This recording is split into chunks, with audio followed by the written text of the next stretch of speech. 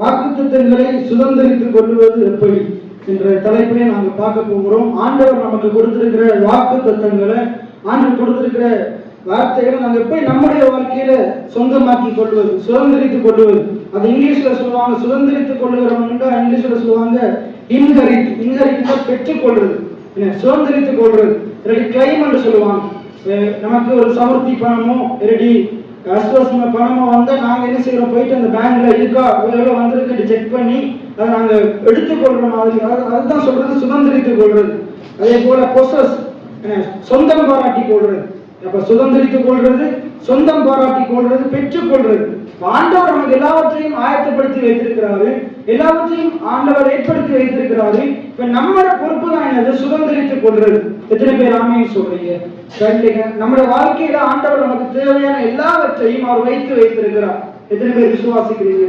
எல்லாவற்றையும் ஒரு வாழ்க்கைக்கு, முழுமையான வாழ்க்கைக்கு தேவையான எல்லாவற்றையும் தேவன் ஏற்கனவே ஆயத்தப்படுத்தி வைத்திருக்கிறார். முதலாவது, தேவன் நமக்காக ஆயத்தம் பண்ணினவைகளை நம்ம என்ன செய்யணும், அறிந்து கொள்ளணும்.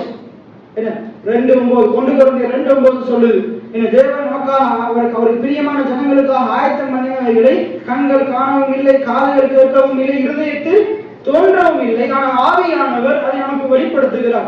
முதலாவது தேவன் நமக்கு ஆயத்தப்படுத்தி வைத்திருக்கிறார் என்று அறிந்து கொள்ளணும். இரண்டாவது, அதை சுதந்திரித்துக் கொள்ளணும். அதை சுதந்திரித்து கொள்ளணும். இன்னைக்கு நாங்கள் அதை பத்தி தான் பார்க்க போகிறோம். நாங்கள் எல்லாரும் திருப்பிக் கொள்வோம். எபிரேயர் 6வது அதிகாரம், எபிரேயர் 6வது அதிகாரம் 11வது வசனம். எபிரேயர் 6வது அதிகாரம், நீங்கள் அசதியா இராமல் வாக்குத்தத்தமான ஆசீர்வாதங்களை விசுவாசத்தினாலும் நீடிய பொறுமையினாலும் சுதந்திரித்துக் கொள்ளுகிறவர்களை பின்பற்றுகிறவர்களா இருந்து. அப்ப அதை சொல்லுது பாருங்க, நீங்கள் அசதியா இராமல் வாக்குத்தத்தமான ஆசீர்வாதங்களை விசுவாசத்தினாலும் நீடிய பொறுமையினாலும் சுதந்திரித்துக் கொள்ளுகிறவர்களை பின்பற்றுகிறவர்களா இருங்கள். இப்ப நாங்க இன்னைக்கு என்ன பார்க்கிறோம், வாக்குத்தத்தங்களை சுதந்திரித்து வாழ்வது எப்படி எல்லாம் சொல்லுங்க. வாக்குத்தத்தங்களை சுதந்திரித்து வாழ்வது எப்படி? இப்ப எல்லா ஆண்டவர்களுக்கு வாக்குத்தத்தம் வந்திருக்கிறார். அது மட்டும் இல்ல, அது மட்டும் வாக்குத்தத்தம் அல்ல, வேதத்துல மொத்தம் 6000க்கும் மேற்பட்ட வாக்குத்தத்தங்கள் உங்களுக்காக கொடுக்கப்பட்டிருக்கு. எத்தனை பேர் விசுவாசிக்கிறீங்க? இல்ல இந்த December night, new year night தந்த வாக்குத்தத்தம் மட்டும்தான் இந்த வாழ்க்கையில் நடக்கும் விசுவாசிச்சு அது மட்டும்தான் நடக்கும். ஆனா அது மாத்திரமல்ல, வேதத்தில் இருக்கிற அத்தனை வாக்குத்தத்தங்களும் கிறிஸ்துவுக்கு உட்பட்ட எனக்காக எழுதப்பட்டிருக்கு. எத்தனை பேர் ஆமீன் சொல்றீங்க? அது கிறிஸ்துவுக்கு உட்பட்டவர்களுக்கு கொரிந்தியர்ல சொல்லப்படுது, அது ஆமேன் என்றும் இருக்கிறது. அது கிறிஸ்துவுக்கு உட்பட்ட என்னுடைய வாழ்க்கையில இந்த வாக்குத்தத்தங்கள் அப்படியே ஆகும். எத்தனை பேர் ஆமீன் சொல்றீங்க? அப்ப 6000 வாக்குத்தத்தம் இருக்குது. இப்ப உங்களுக்கு கொடுக்கப்பட்ட வாக்குத்தத்தம் மட்டும் இல்ல, இந்த வேதத்தில் இருக்கிற 6000 வாக்குத்தத்தங்களும் ஆபிரகாமுக்கும் அவன் சந்ததிக்குமாக கொடுக்கப்பட்டது அப்படின்னு வேதவசனம் சொல்லுகிறது. அப்ப இங்க சொல்லுது பாருங்க, இந்த வாக்குத்தத்தங்களை சுதந்திரிக்கணும்னா நாங்க என்ன செய்யணுமா, வாக்குத்தத்தங்களை சுதந்திரித்துக் கொண்டவர்களை பின்பற்றணுமா. அப்ப ஏற்கனவே பழைய ஏற்பாட்டில் நிறைய ஆவிக்குரிய நபர்கள், ஆண்டுடைய பிள்ளைகள், ஆண்டவரை தேடினவங்க எப்படியெல்லாம் வாக்குத்தத்தங்களை சுதந்திரித்துக் கொண்டாங்க. இன்னைக்கு நம்ம மத்தியில வாழ்கிற நல்ல நல்ல ஊழியக்காரங்க, நல்ல விசுவாசிகள், அவர்களுடைய வாழ்க்கையில் எப்படி இதெல்லாம் நடக்குது என்றதை பார்க்கணும். அவங்க எப்படி அவங்களோட வாழ்க்கையில் அவங்க விசுவாச அறிக்கை செய்யறாங்க, அவங்க விசுவாசத்துல வாழ்றாங்க, ஒண்ணுமே இல்லாத மாதிரி இருக்குது. ஆனா அவங்க எந்த தீய தொழிலும் செய்யறது இல்லை, தீய பழக்க வழக்கங்கள் அவங்க இல்ல, அவங்க ஜெபம் பண்றாங்க, கடவுளை தேடுறாங்க. அப்ப அந்த ஆவிக்குரியவர்களுடைய நல்ல செயல்களை பார்க்கணும். அவங்க எப்படிப்பட்ட காரியங்களை செய்ததன் மூலமா அவங்க இவ்வளவு உயர்றாங்கன்றத பார்க்கணும். அப்படி பார்க்கும்போது இன்னைக்கு நம்ம மத்தியில் அநேக வாக்குத்தத்தங்களை சுதந்திரித்தவங்க வாழ்ந்து கொண்டுதான் இருக்கிறாங்க. அதே போல நாங்க வேதத்துல பாத்தீங்கன்னா, வேதத்திலையும் வாக்குத்தத்தங்களை சுதந்திரித்தவங்க நிறைய பேர் இருக்கிறாங்க. வார்த்தைகளை கேட்டு அந்த வாக்குத்தத்தத்தை சொந்தம் பாராட்டினவங்க நிறைய பேர் இருக்கிறாங்க. அப்ப வேதம் சொல்லுது, நீங்க வாக்குத்தத்தங்களை சுதந்திரிக்கணுமா இருந்தா நீங்க என்ன செய்யக்கூடாது, சோர்ந்து போகக்கூடாது, அசதியா இருக்கக்கூடாது. நிறைய பேருக்கு என்ன வந்துடும், ஒரு நாள் நல்லது நடக்கலாட்டி, நீங்க நாளைக்கு தொழிலுக்கு போறீங்க, நல்ல வருமானம் வரலாட்டி நிறைய பேர் சோர்ந்து போயிடுவாங்க. ஏன்னா நாங்க போன கிழமை ஒரு பாடல் படிச்சோம், நியூ இயர் ஆராதனைக்கு, நான் வீசும் வலைகள் எல்லாம் வெறுமையாய் வந்தாலும் என்னோடு அவர் இருக்க பயமேது. எத்தனை பேர் ஆமேன்னு சொல்றீங்க? குறைவேது. அவர் என்னோடு இருக்கிறபடினால வலையில ஒன்றும் வரலாட்டி ஆண்டவர் குறைந்து போக விட மாட்டார். எத்தனை பேர் ஆமேன்னு சொல்றீங்க? அதே போல உங்களோட தொழில்கள்ல உங்களுக்கு ஏதாச்சும் குறைவு வரும்போது நிறைய நேரத்தில் நம்ம சோர்ந்து போயிடுவோம். ஏன்னா வேலை வாய்ப்பு இல்லாத போது சோர்ந்து போயிடும், சம்பளம் குறைவா இருக்கும் போது சோர்ந்து போயிடும். ஆனா அது ஆண்டவர் நம்மோடு இருக்கிறார் நிச்சயம் உடையவங்க இருப்பீங்களா இருந்தா ஆண்டவர் குறைவை நிறைவாக்குவார். எத்தனை பேர் ஆமீன் சொல்றீங்க? அது வாக்குத்தத்தம். பிலிப்பியர் 4:19 வாக்குத்தத்தம் சொல்லப்பட்டிருக்கு. என்ன வாக்குத்தத்தம்? என் தேவன் தம்முடைய மகிமையின் ஐஸ்வரியத்தின்படி உங்கள் குறைவைகளை எல்லாம் கிறிஸ்து இயேசுவுக்குள்ளே நிறைவாக்குவார். எத்தனை பேர் ஆமீன் சொல்றீங்க? ஆமீன் சொல்றாருடைய வாழ்க்கையில் அப்படி ஆகும். எத்தனை பேர் ஆமீன் சொல்றீங்க? என் குறைவுகளை என் ஆண்டவர் நிறைவாக்குவார், என் ஆண்டவர் நிறைவாக்குவார். எத்தனை பேர் ஆமீன் சொல்றீங்க? சரி, அப்ப வாக்குத்தத்தங்களை சுதந்திரித்துக் கொள்வது எப்படி, பெற்றுக் கொள்வது எப்படி, அதை எப்படி கிளைம் பண்றது, அதை எப்படி பொசஸ் பண்றது, இன்ஹெரிட் பண்றது, சுதந்திரித்துக் கொள்வது, எடுத்துக் கொள்வது என்றதை பார்க்க போகிறோம். பெரும்பாலான ஸ்திரீ என்ன செய்யறாள்? சுகம்னா வாக்குத்தத்தம். தேவனுடைய பிள்ளை எப்படி இருக்கணும், கடவுளை பின்பற்றுகிற பிள்ளை எப்படி இருக்கணும்? வியாதியோடு இருக்கணுமா, சுகத்தோடு இருக்கணுமா? சுகத்தோடு இருக்கணும். அந்த பெரும்பாலான ஸ்திரீ ஆண்டுடைய வார்த்தையை கேள்விப்பட்டு என்ன செய்தால்? அவர் மேல விசுவாசம் வைத்து, அதுக்கு முன்னுக்கு அவளுக்கு விசுவாசம் இல்லாத போது எல்லா டாக்டர்களையும் அலைஞ்சு தெரிஞ்சாள், அவருடைய இருக்கிற பணத்தை எல்லாம் செலவழித்தாள். ஆனா அந்த வியாதி சற்றேனும் என்ன செய்யல, குணப்படவில்லை. அவள் மரண அவஸ்தைப்பட்டு கொண்டிருந்தாள். அப்ப இயேசுவை குறிச்சதான நல்ல செய்தி, நல்ல பிரசங்கங்கள் அவருடைய காதுக்கு வந்து கிடைக்குது. எப்படிப்பட்ட செய்தி கிடைச்சிருக்கும்? இயேசு என்ன செய்யறாரு? காணாம ஒரு கல்யாண வீட்டுல என்ன தண்ணீரை திராட்சரசமா மாத்துறாரு, அநேக பார்வையற்றவர்களை குணப்படுத்துறாரு, அநேக படுக்கையில கிடக்கிறவங்களை உயிரோடு எழுப்புறாரு, கண்களை திறக்கிறாரு, செவிட்டு காதுகளை திறக்கிறாரு. இப்படிப்பட்ட அற்புதங்களை செய்கிறவரா சுற்றி திரிகிறார், நல்ல பிரசங்கங்களை போதனைகளை பண்றாரு. இதெல்லாம் கேள்விப்பட்டு தொடர்ந்து அநேகர் வந்து இவருடைய காலக்குள்ள சொல்லிக் கொண்டிருக்க அவர் மேல விசுவாசம் வைக்கிறார். இவரால் எனக்கும் அற்புதம் செய்ய முடியும். எத்தனை பேர் ஆமீன் சொல்றீங்க? ஆனா இவருடைய விசுவாசம் வித்தியாசமா இருக்குது. எப்படி இருக்குது? நான் அவருடைய வஸ்திரத்தின் ஓரத்தையாகிலும் தொட்டால் சொஸ்தமாவேன் என்று சொல்லிக் கொண்டே போய் வஸ்திரத்தின் ஓரத்தை தொட்டு அவருக்கான வாக்குத்தத்தத்தை, சுகத்தை சுதந்திரித்துக் கொள்றார். எத்தனை பேர் ஆமீன் சொல்றீங்க? அவளுக்கு சுகம் தேவையா இருந்தது. அவள் ஆண்டவரை விசுவாசிச்சு விசுவாசத்தின் கிரியை செஞ்சு சுகத்தை பெற்றுக் கொள்றார். அதே போல ஆபிரகாமை பார்க்கிறோம். ஆபிரகாம் பிள்ளை இல்லாதவனா இருக்கான். 75 வயசு வரைக்கும் பிள்ளையே இல்லை. அப்ப இனி பிறக்கும் என்ற நிச்சயம் இல்லை. அவன் நம்பிக்கையெல்லாம் இழந்து போய் காணப்பட்டான், விசுவாசம் இல்லாதவனா காணப்பட்டான், அவன் சிலையை வழிபடுகிறவனா காணப்பட்டான். ஆனா ஆண்டவர் 75வது வயதில் ஆபிரகாமை தெரிந்து கொண்டு அவன் அழைத்து என்ன செய்யறார்? அவனுக்கு வாக்குத்தத்தத்தை கொடுக்கிறார். அவர் என்ன சொல்றாரு? நீ எல்லாத்தையும் உடனே நான் என்னை காண்பிக்கும் தேசத்துக்கு போ, நான் உன்னை என்ன செய்வேன்? ஆசீர்வதித்து பெருக பண்ணுவேன், உன் பெயரை பெருமைப்படுத்துவேன். நீ என்ன செய்ய? அந்த பூமியில் இருக்கிற வம்சங்களில் எல்லாம் நீ ஆசீர்வதிக்கப்பட்டிருப்பாய் அப்படின்னு சொன்ன உடனே அவன் ஆமேன் அல்லையான்னு சொல்லல. ஆமேன் அல்லையான்னு சொல்லி விசுவாசிச்சிருந்தா அடுத்த 10 மாதத்திலே குழந்தை பிறந்திருக்கும். ஆனா அடுத்த 25 வருஷத்துக்கு 24 வருஷத்துக்கு ஆபிரகாம் நிச்சயமற்றவனா ஓடுறான். நாங்க அங்க பழைய புதிய ஏற்பாடுல சொல்லப்படுது, நாங்க நிச்சயமற்றவர்களா ஓடக்கூடாது, நிச்சயத்தோட ஓடணும். இந்த பரம அழைப்பின் பந்தய பொருளுக்காக அந்த இலக்கை நோக்கி நிச்சயத்தோட ஓடணும். நான் வெற்றி பெறுவேன் என்று நிச்சயத்தோட ஓடணும். நான் அந்த கிரீடத்தை பெற்றுக் கொள்வேன் என்று நிச்சயத்தோட ஓடணும். இதை கடந்த காலத்துல நான் பேசியிருந்தேன். ஆபிரகாமுக்கு 24 வருஷம் நிச்சயமே இல்லை. சந்தேகம் இருந்தது, அவிசுவாசம் இருந்தது, பயம் இருந்தது. ஆண்டவர் சொல்றதை நம்பாம சாரா சொல்றதை நம்பி ஆகாரத்தை என்ன செய்யறார்? ஆகாரோட சேர்ந்து என்ன செய்யறார்? இஸ்மவேலை பெற்றெடுக்கிறார். ஆண்டவர் மேல விசுவாசம் இல்ல, தன்னுடைய பலத்தின் மேல, தன்னுடைய ஞானத்தின் மேல, மனுஷனுடைய வார்த்தைகள் மேல நிச்சயம் இருந்தது. அப்ப பைபிள் என்ன சொல்லுது? ஆண்டவர் மேல நம்முடைய விசுவாசத்தை வைக்கும். எத்தனை பேர் ஆமீன் சொல்றீங்க?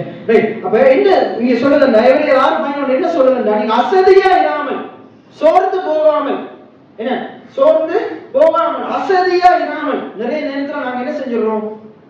களைப்படைந்துடுறோம், சோர்ந்து போயிடுறோம். சூழ்நிலைகளை பார்த்து, பிரச்சனைகளை பார்த்து, கடனை பார்த்து, வறுமையை பார்த்து, குறைவுகளை பார்த்து, வெள்ளத்தை பார்த்து, புயலை பார்த்து என்ன செஞ்சிடறோம்? சோர்ந்து போயிடுறோம். நமக்கு போதிக்கிற ஆட்கள் என்ன செஞ்சிடறாங்க? அதை மாதிரி போதிக்கிறாங்க. இந்த வருஷம் போன வருஷம் வந்ததை காட்டிலும் பெரிய புயல் வரும், பெரிய வெள்ளம் வரும், அதான் பிரசங்கம். அதெல்லாம் வரும். அது வந்தாலும் கடவுள் உங்களோடு கூட இருப்பார், உங்களை விடுவிக்கிறவர் உங்களோடு கூட இருப்பார்.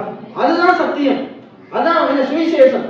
சுவிசேஷம் என்றது நல்ல செய்தி, கெட்ட செய்தி கிடையாது, துர்ச்செய்தி கிடையாது. துர்ச்செய்தியை கேட்கிறதுனால் நீதிமான் பயப்படான் என்று வேதம் சொல்லுது. அவனுடைய இருதயம் கர்த்தரை நம்பி திடனா இருக்கும். இப்ப யாராச்சும் வந்து உன்ற வீட்டுல மரணம் வரும், உனக்கு தீமை வரும், அது ஊழியக்காரங்களா இருக்கலாம், தீர்க்கதரிசியா இருக்கலாம், வெளியில இருக்கிற ஜோசியக்காரனா இருக்கலாம், யாரா இருக்கலாம். யாராச்சும் வந்து இந்த வசனத்துக்கு விரோதமா அவங்களோட பேசினா நீங்க அந்த துர்ச்செய்தியை கேட்டு பயப்படக்கூடாது. என்ன இவர் சொல்லுகிறபடி எனக்கு ஆகாது, கர்த்தர் சொன்ன வாக்குத்தத்தம் எனக்கு நிறைவேறும். எத்தனை பேர் ஆமேன்னு சொல்றீங்க? ஆண்டவருக்கு 6000 வாக்குத்தத்தங்களை வேதத்துல தந்திருக்கிறார். விளங்குதான்? இப்ப யாராச்சும் வந்து இந்த வருஷம் அவங்க வீட்டுல மரணம் ஒன்று நடக்கும், ஒருத்தனுக்கு கால் உடையும் கை உடையும், யாராச்சும் தீர்க்க தரிசனம் சொன்னா அப்படியே நினைச்சு பயந்து கொண்டிருந்தீங்கன்னா அது அப்படியே ஆகும். அவன் பயந்த காரியம் அவனுக்கு நேரிட்டது இல்ல, பயப்படாம இல்ல, ஆனாலும் கர்த்தர் என்னை தாங்குவார். அங்க தாவீது ஒரு இடத்துல சொல்றாரு, என் கால்கள் சறுக்கும் போதெல்லாம் உன் கிருபை என்னை தாங்குகிறது. எத்தனை பேர் ஆமையான்னு சொல்றீங்க? இப்ப நிறைய பேர் இந்த வரை வந்து சொல்லுவாங்க, நீங்க டிவில போன்ல கேட்கும்போது சொல்லுவாங்க, என்ன சொல்லுவாங்க, இந்த வருஷம் உங்க வீட்டுல இது நடக்கும் அது நடக்கும், வாத வரும், கொள்ளை நோய். பைபிள் சொல்லுது, வாதையும் கூடாரத்தை அணுகாது, பொல்லாப்புனக்கு நேரிடாது. நீ உன்னதமானவருடைய மறைவிட இருக்கிற, நீ சர்வ வல்லவருடைய நிழல்ல இருக்கிற, ஆகையினால எந்த வாதையும் பொல்லாப்பும் நீ அணுகாது, நேரிடாது. எத்தனை பேர் ஆமைன்னு சொல்றீங்க? அப்ப நீங்க அப்படிப்பட்ட தவறான போதனைகளை, வேதத்துக்கு புறம்பான போதனைகளை ஏற்றுக்கொள்ளவே கூடாது. முழுமையான பைபிளை ஆராய்ந்து பார்க்கணும். முழுமையான பைபிள் என்ன சொல்லுது, என்ன வாக்குத்தத்தம் சொல்லுது, ஆண்டவர் என்ன பார்த்து என்ன சொல்றார். அவன் சொன்னது எனக்கு நடக்காது, கர்த்தர் சொன்னதுதான் நடக்கும். எத்தனை பேர் ஆமைன்னு சொல்றீங்க? இப்ப கர்த்தருடைய வார்த்தையின் மேல் கற்றுதலா இருக்கும். சரி, இப்ப நம்ம பார்க்க போற வாக்குத்தத்தங்களை சுதந்திரிக்கிறது எப்படின்னா, முதலாவது வாக்குத்தத்தங்களை ஏற்கனவே சுதந்திரித்தவங்களை பார்க்கணும். அவங்க என்ன காரியங்களை செய்யறதுனால வாக்குத்தத்தங்களை சுதந்திரித்தாங்க, என்ன காரியங்களை செய்யறதுனால வாக்குத்தத்தங்களை சுதந்திரித்தாங்க. இப்ப நமக்கு தெரியும், ஆதாம் இல்ல ஆபிரகாம் என்ன செய்தாரு, வாக்குத்தத்தத்தை சுதந்திரித்தார். ஆனா 25 வருஷத்துக்கு பிறகுதான் சுதந்திரித்தார். எத்தனை வருஷத்துக்கு பிறகு சுதந்திரித்தாரு? 25 வருஷத்துக்கு பிறகு சுதந்திரித்தார். என்ன அதே போல ஈசாக்கு என்ன செய்தாரு, வாக்குத்தத்தத்தை சுதந்திரித்தார். அவரும் கிட்டத்தட்ட 20 வருஷத்துக்கு பிறகு என்ன செய்தார், வாக்குத்தத்தத்தை சுதந்திரித்தார். அதே போல வேதத்துல இன்னும் நாங்க நிறைய பேர் யோசேப்பை பார்க்கிறோம். யோசேப்புக்கு 17 வயசுல சொப்பனம் வருது, ஆனா 37 வயதுல அவர் என்ன செய்யறாரு, சகோதரர்கள் பாதத்துல வந்து உலத்தக்கனையாக பெரிய ஒரு பதவிக்குள்ள போறார். அப்ப கிட்டத்தட்ட 20 வருஷம் யோசேப்பு என்ன செய்யறாரு, காத்திருந்து சுதந்திரித்துக் கொள்றார். அதே போல தாவீது 20 வருஷத்துல கடவுளால் அபிஷேகம் பண்ணப்படுறார். ஆனா 10 வருடத்துக்கு பிறகு 30 வயதுல ராஜா ஆகிறார். இதே போல பழையற்பாடுல பாத்தீங்கன்னா நிறைய பேருக்கு வாக்குத்தத்தங்கள் கொடுக்கப்படுது. ஆனா அவர்களுடைய அவிசுவாசத்தின் நிமித்தம், அவர்களுடைய பயத்தின் நிமித்தம், அவங்க அசதையின் நிமித்தம் என்ன வாக்குத்தத்தங்கள் நிறைவேறது தாமதமாகுது. இன்னைக்கு உங்களுடைய வாழ்க்கையிலையும் கடந்த காலத்தில் ஆண்டு எவ்வளவோ வாக்குத்தத்தங்களை கொடுத்திருக்கிறார். நிறைய பேர் விசுவாசித்து என்ன செய்திருக்கிறீங்க, சுதந்திரித்துக் கொண்டிருக்கிறீங்க. நிறைய பேர் இன்னமே சுதந்திரிக்கல. என்ன காரணம்னா அதுக்கு கடவுள் இல்ல, அதுக்கு யார் காரணம்னா நீங்க தான் காரணம். எனக்கு வாக்குத்தத்தம் நிறைவேறலாட்டி அதுக்கு கடவுள் காரணம் இல்லை, அதுக்கு நான் தான் காரணம். நான் ஏதோ இடத்துல புலப்பட்டு கொண்டிருக்கிறேன், நான் ஏதோ சரிப்படுத்த வேண்டிய காரியம் இருக்குது, நான் கடவுளை பார்த்து சூழ்நிலையை பார்த்து கொண்டிருக்கிறேன். உங்களுக்கு விளங்குறதுக்கான இன்னொரு வேதத்துல இருக்கிற சம்பவத்தை சொல்றேன். அங்க சுவிசேஷ புத்தகத்துல சொல்லப்படுது, இயேசு கிறிஸ்து என்ன செய்யறாரு, 5000 பேருக்கு போதித்து அங்க ஒரு அற்புத உணவெல்லாம் அழைத்துட்டு என்ன செய்யறாரு, அவர் ஜெபம் பண்ணி மலையில இருந்து தனியை ஜெபம் பண்ணி சீசர்கள் அனுப்பிட்டார். அவர் ஜெபம் பண்ணிட்டு என்ன செய்யறாரு, கடல் மேல நடந்து போகிறார். நடந்து போகும்போது அங்க தூரத்துல இருந்து பார்க்கிற சீசர்கள் என்ன செய்யறாங்க, தூரத்துல ஏதோ நடந்து வருது, கடலுக்கு மேல வருது கண்டு ஆவேசம் என்று சொல்றாங்க. என்னன்னு சொல்றாங்க, ஆவேசம், என்ன பேய் வருது, பிசாசு வருதுன்னு சொல்லி என்ன செய்யறாங்க, கத்துறாங்க, அலறாங்க, பயப்படுறாங்க. அப்ப ஆண்டவர் சொல்றாரு, இயேசு சொல்றாரு, பயப்படாதீங்க நான் தான் சொல்றார், பயப்படாதீங்க நான் தான் சொல்றார். அப்ப பேதுரு சொல்றாரு, இது நீரே ஆனால் நானும் கடலின் மேல நடந்து வரும்படி செய்யும்னு சொல்லும்போது ஆண்டவர் என்ன சொல்றாரு, வாண்டு சொல்றார். என்ன சொல்றாரு, வாண்டு சொல்றார். இப்ப பேதுரு என்ன செய்யறாரு, அந்த ஆண்டவர் சொன்ன வார்த்தையை பிடித்துக் கொண்டு, ஆண்டவர் சொன்ன வாக்குத்தத்தத்தை பிடித்துக் கொண்டு, ஆண்டவர் சொன்ன வார்த்தை என்னது, வான்ற வார்த்தை. என்ன முதலாவது பேதுரு யாரை பார்க்கிறாரு, அந்த வார்த்தையை சொன்ன ஆண்டவரை பார்க்கிறார். இரண்டாவது அவர் சொன்ன வார்த்தையை பார்க்கிறார். அவர் படகுல இருந்து கால் எடுத்து வைக்கிறாரு, கால் கீழே போகவே இல்லை. கடல் மேல பேதுரு என்ன செய்யறாரு, நடக்கிறார். எத்தனை பேர் ஆமைன்னு சொல்றீங்க? முதலாவது அவர் யாரை பார்த்தாரு, அவர் பேய் ஆவேசம் என்று, அந்த ஆவேசம் என்ற வெளிப்பாடோட காலை வச்சிருந்தா, ஆவேசம் என்ற வெளிப்பாடு இருந்திருந்தா, பயந்து கொண்டு இருந்திருந்தா காலை வெளியெடுத்து வச்சிருக்கவே மாட்டார், படகுல ஒளிஞ்சு கிடந்திருப்பார். முதலாவது அது ஆவேசம் அல்ல, அது என் கர்த்தர் என்ற நம்பிக்கை வருது. எத்தனை பேர் ஆமைன்னு சொல்றீங்க? அது என்னோட இருந்து எனக்கு போதித்த இயேசு கிறிஸ்து. எத்தனை பேர் ஆமைன்னு சொல்றீங்க? அங்க இயேசு கிறிஸ்து மறிக்கிறதுக்கு முன்னுக்கு அங்க பேதுரு முழுவதுமா 3 வருஷம் யாரை பின்பற்றினாங்க, சீஷர்கள் இயேசுவை பின்பற்றினாங்க. இயேசு எப்படி அற்புதம் செய்தாரு, இயேசு எப்படிப்பட்டவர்ன்றதை அறிஞ்சு வச்சிருந்தாங்க. முழுமையா அறியலாட்டி அறிஞ்சு வச்சிருந்தாங்க. ஆனா அவரால் அற்புதம் செய்ய முடியும், அதிசயங்களை செய்ய முடியும், காற்றையும் கடலையும் அதட்ட முடியும் என்று அவங்களுக்கு தெரியும். அப்ப அங்க நடந்து வரும்போது அவங்களுக்கு அவர் தான் விளங்கல. அவர் தான் விளங்கின பிறகு என்ன செய்யறாரு? விளங்கினதுனால இவர் யாரு? இயேசுன்ற விளங்கினதுனால அதுக்கப்புறம் அவருடைய வார்த்தை வாயிலிருந்து புறப்பட்ட உடனே அவரை நம்பி அவருடைய வார்த்தையை நம்பி பேதுரு என்ன செய்யறார்? படகுல இருந்து கால் எடுத்து வெளியே வைக்கிறார். கடவுளை நம்பி கால் எடுத்து வைக்கிறார். அவருடைய வார்த்தையை நம்பி கால் எடுத்து வைக்கிறார். இன்னைக்கு நான் உங்களுக்கு சொல்றேன், ஆண்டவர் உங்களுக்கு நிறைய வாக்குத்தத்தங்களை தந்திருக்கிறார். நீங்க முதலாவது அவரை சொன்ன அவரை பாருங்க, இரண்டாவது அவர் சொன்ன வார்த்தையை நம்பி கால் எடுத்து வைங்க. கடவுள் பெரிய காரியங்களை செய்வார். எத்தனை பேர் ஆமென் சொல்றீங்க? அதுக்கப்புறம் தொடர்ந்து நடந்து போய்கொண்டே இருக்கிறார். பேதுரு நடந்து போய்கொண்டே இருக்கும்போது திடீர்னு அங்க என்ன செய்யுது? காற்று பலமா அடிக்குது. கர்த்தர் மேல வச்சிருக்கிற கண்ணை எடுத்து எங்க வச்சுட்டாரு? காற்றின் மேல வச்சுட்டார். உடனே என்ன நடக்குது? அப்படியே மூழ்கி போறார். இத்தனைக்கும் பேதுருக்கு நீச்சல் தெரியாதா? இயேசுவை காட்டிலும் பேதுருக்கு தான் வயசு கூட. அங்க இருக்கிற எல்லா சீஷர்களை காட்டிலும் பேதுரு தான் முதியவர். அவருக்கு ஞானம் அதிகம். எல்லாம் கடலை பத்தின அக்கு வேற ஆணி வேற அவருக்கு தெரியும். ஏனென்றால் அவர் கிட்டத்தட்ட பல வருடங்களாக மீன்பிடி தொழில தேறினவரா இருக்கிறார். அந்திரேயா, பேதுரு அவங்க எல்லாம் எப்படிப்பட்டவங்க? அவங்க பேதுரு, ஜோவான் எல்லாம் யார் எப்படிப்பட்டவங்க? கிட்டத்தட்ட இயேசுவோட இருந்த 12 சீஷர்கள் 6-7 சீஷர்கள் மீன் பிடிக்கிறவர்கள், நல்ல அனுபவம் உள்ள ஆட்கள், கடல் சார்ந்த அனுபவம் உள்ள ஆட்கள். பாருங்க, அவங்களுக்கே பயம் வந்துருது. அவருக்கு பயம் வந்து என்ன செய்யறாரு? அமர்ந்து போறார். அமர்ந்து போறார். அப்ப என்ன செய்யற? ஆண்டவர் கையை நீட்டி தூக்கி எடுக்கிறார். எத்தனை பேர் ஆமென் சொல்றீங்க? அந்த பாட்டு சொல்லுது என்ன? மீன் பிடிக்க தெரிந்த மீனவனா இருந்தாலும், அனுபவம் நிறைந்த மீனவனா இருந்தாலும், நீர் என்னை கை தூக்க காத்திருந்த வசனம் சொல்லுது. எத்தனை பேர் ஆமென் சொல்றீங்க? அப்ப ஒரு அனுபவங்களை காட்டிலும் ஆண்டவர் பெரியவரா இருக்கிறார். எத்தனை பேர் ஆமென் சொல்றீங்க? நீங்க எந்த ஒரு தொழில எவ்வளவு பெரிய ஆளா இருக்கலாம், ஆனா அந்த தொழில கர்த்தர் உங்களோட கூட இல்லாட்டி மேல வர முடியாது. ஆனா கர்த்தர் கூட இருப்பாரா இருந்தா என்ன செய்ய முடியும்? தலையாக முடியும், மேல வர முடியும்.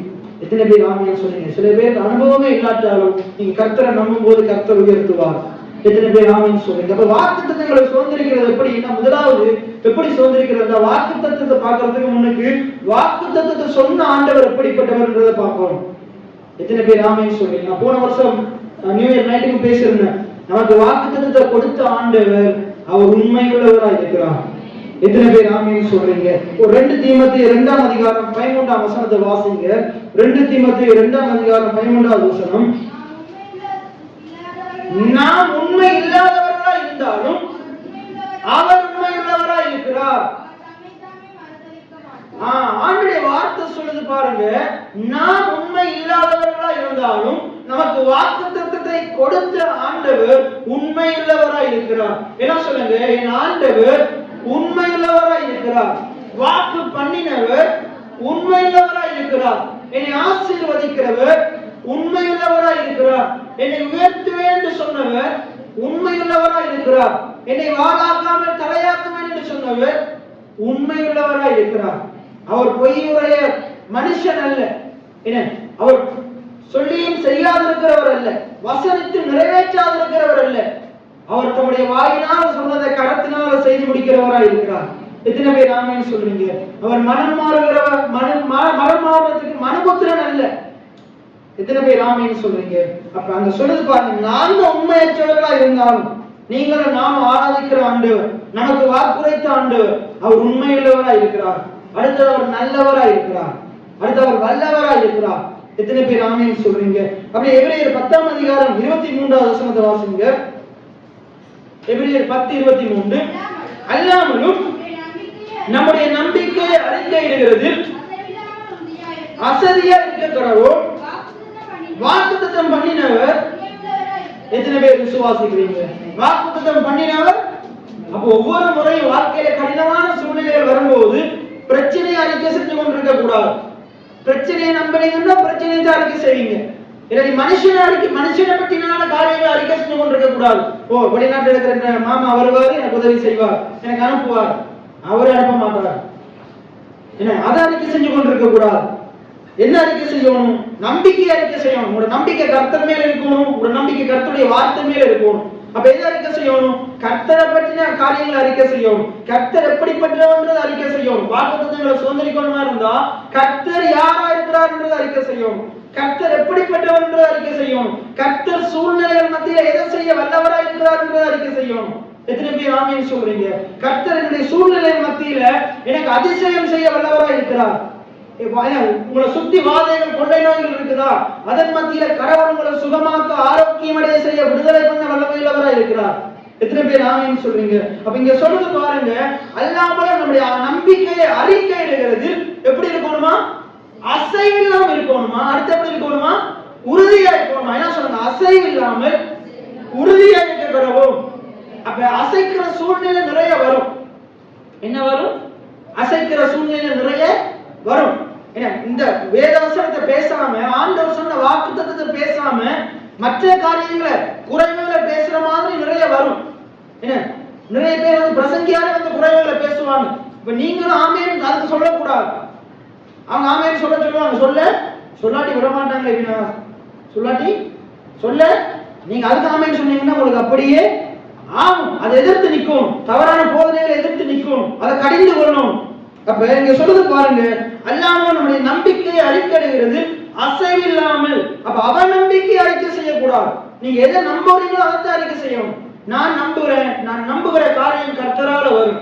எத்தனை பேர் ஆமீன் சொல்றீங்க? என்னுடைய வாக்குத்தத்தங்களை அவர் நிறைவேற்றுவார். எத்தனை பேர் ஆமீன் சொல்றீங்க? என்னுடைய சூழ்நிலையை அவர் மாற்றுவார். என்னை அவர் பலப்படுத்துவார். என்னை அவர் சுகப்படுத்துவார். எனக்கு தேவையான வருமானத்தை, பணத்தை அவர் தருவார். எனக்கு தேவையான வளங்கள் அவர் எனக்கு தருவார். நான் பணத்தையோ பொருளையோ மனுஷனையோ நம்பல, நான் கர்த்தரை நம்புறேன். நான் நன்மைக்கும் கிருபைக்கும் பின்னுக்கு நான் போகல. நான் பணத்துக்கு பின்னுக்கு போகல, நான் பொருளுக்கு பின்னுக்கு போகல, நான் மனுஷனுக்கு பின்னுக்கு போகல, நான் மனுஷனுடைய போதனைகளுக்கு பின்னுக்கு போகல. இன்னைக்கு நீங்க என்னுடைய போதனைக்கு பின்னுக்கு வரல. இந்த வார்த்தையை சொன்ன கர்த்தரை பின்பற்றுகிறவங்களா இருக்கிறீங்க. அவருடைய வார்த்தையை கேட்கிறவங்களா இருக்கிறீங்க. எத்தனை பேர் ஆமேன்னு சொல்றீங்க? இது கர்த்தரிடத்திலிருந்து அந்த வார்த்தையா இருக்கு. ஆகையினால ஆண்டுடைய வசனத்தை பிடித்துக் கொள்ளும். அப்ப முதலாவது ஆண்டவரை பார்க்கும். அவர் யாருன்றதை பார்க்கும். அவர் எதை செய்ய வல்லவராக இருக்கிறார்ன்றதை பார்க்கும். அடுத்தது சூழ்நிலைகளை பார்க்க கூடாது. அப்ப வாக்குத்தத்தம் உங்க வாழ்க்கையில நிறைவேறணுமா? நீங்க என்ன செய்யணும்? வாக்குத்தத்தங்களை முதலாவது சுதந்திரித்தவங்களை பின்பற்றும். யாரை பின்பற்றணும்? வாக்குத்தத்தங்களை சுதந்திரித்தவங்களை பின்பற்றும். அடுத்தது வாக்குத்தத்தத்தை சொன்னவரை பார்க்கணும். ஏன்னா வாக்குத்தத்தங்களை சுதந்திரித்தவங்க எப்படி சுதந்திரித்தாங்க? ஆபிரகாம் கர்த்தரை பார்த்தான். அந்த மோரியா மலையில கொண்டு போறான். மோரியா மலையில ஈசாக்கு கொண்டு போறார். ஆபிரகாம் கொண்டு போன போது அங்க ஆண்டவர் கொடுத்த வாக்குத்தத்தம் தான் என்னது? ஈசாக்கு. ஆனா வாக்குத்தத்தம் பண்ணினவர் தான் யாரு? ஈசாக்கு கொடுத்த ஆண்டவர். ஆபிரகாம் ஈசாக்க பலி கொடுத்தா ஆபிரகாமுக்கு யார் முக்கியம்? யார் முக்கியம்? வாக்குத்தத்தம் முக்கியம் இல்ல, வாக்குத்தத்தம் பண்ணினவர் தான் முக்கியம். ஆனா ஆபிரகாம் ஈசாக்கு பலி கொடுக்கலாட்டி அவன் இல்ல ஆண்டவர் நான் கொடுக்க மாட்டேன்னு சொல்லியிருந்தா ஈசாக்கு யார் முக்கியம்? வாக்குத்தத்தம் முக்கியமா போயிருக்கான். ஆபிரகாம் அவன் தன்னுடைய விசுவாசி கிரியையினால நிறைவேற்றி காண்பித்தான். எனக்கு வாக்குத்தத்தம் இல்ல, அந்த வாக்குத்தத்தத்தை கொடுத்தவர் தான் முக்கியம். எத்தனை பேர் ஆமேன்னு சொல்றீங்க? இன்னைக்கு உங்களுக்கு எது முக்கியம்? வாக்குத்தத்தம் முக்கியமா? இல்லை உங்களுக்கு நீங்க எதிர்பார்த்து கொண்டிருக்கிற அந்த வாக்குத்தத்தத்தை கொடுத்தவர் முக்கியமா? இல்லை உங்களுக்கு இந்த உலகத்தினுடைய நன்மைகள் முக்கியமா? நீங்க எதிர்பார்க்கிற வாக்குத்தத்தம் முக்கியமா? நிச்சயமா வாக்குத்தத்தத்தை கடவுள் நிறைவேற்றுவார். எத்தனை பேர் ஆமீன் சொல்றீங்க? ஆனா நிறைவேற்றினாலும் உங்களோட கண் கர்த்தர் மேலதான் இருக்கும். வாக்குத்தத்தத்தின் மேல இருக்கக்கூடாது. ஆண்டவர் கொடுத்த ஆசீர்வாதத்தின் மேல இருக்கக்கூடாது. ஆண்டவர் நல்லா பணத்தை தருவார், பொருளை தருவார், எல்லாத்தையும் தருவார். ஆனா அவரோட கண்கள் கர்த்தர் மேலதான் தொடர்ந்து இருக்கும். ஆண்டவர் கொடுத்த காரியத்தின் மேல இருக்க கூடாது. இருக்குமா இருந்தா அதை நம்ம இழந்து போயிடுவோம். அப்ப ஆபிரகாம் யாரு? வாக்குத்தத்தத்தை சுதந்திரிக்கிறவரா இருக்கிறார். ஈசாக்கு சுதந்திரித்துக் கொண்டவரா இருக்கிறார்.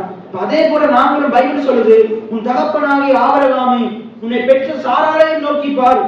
அவங்களை நோக்கி பார்க்க சொல்றாரு. அவங்க தேவன் கொடுத்த வாக்குத்தத்தங்களை எப்படி சுதந்திரித்துக் கொண்டாங்கன்றது பாரு. இப்ப நம்ம பார்க்க போறோம். ரோமர் 4ஆம் அதிகாரம் 17ஆம் வசனத்தை திருப்பிக் கொள்ளுங்க. ஆபிரகாம் சாராளும் எப்படி வாக்குத்தத்தத்தை சுதந்திரித்துக் கொண்டாங்க. அப்ப நம்மள எப்படி சுதந்திரித்துக் கொள்ளலாம்? அதுல இருந்து சில படிப்பினைகளை பார்க்க போறோம். அநேக ஜாதிகளுக்கு தேவன் ஆபிரகாமுக்கு கொடுத்த வாக்குத்தத்தம் என்ன? அநேக ஜாதிகளுக்கு உன்னை தகப்பனாக ஏற்படுத்தினேன். எல்லாம் சொல்லுங்க. அநேக ஜாதிகளுக்கு உன்னை தகப்பனாக ஏற்படுத்தினேன்.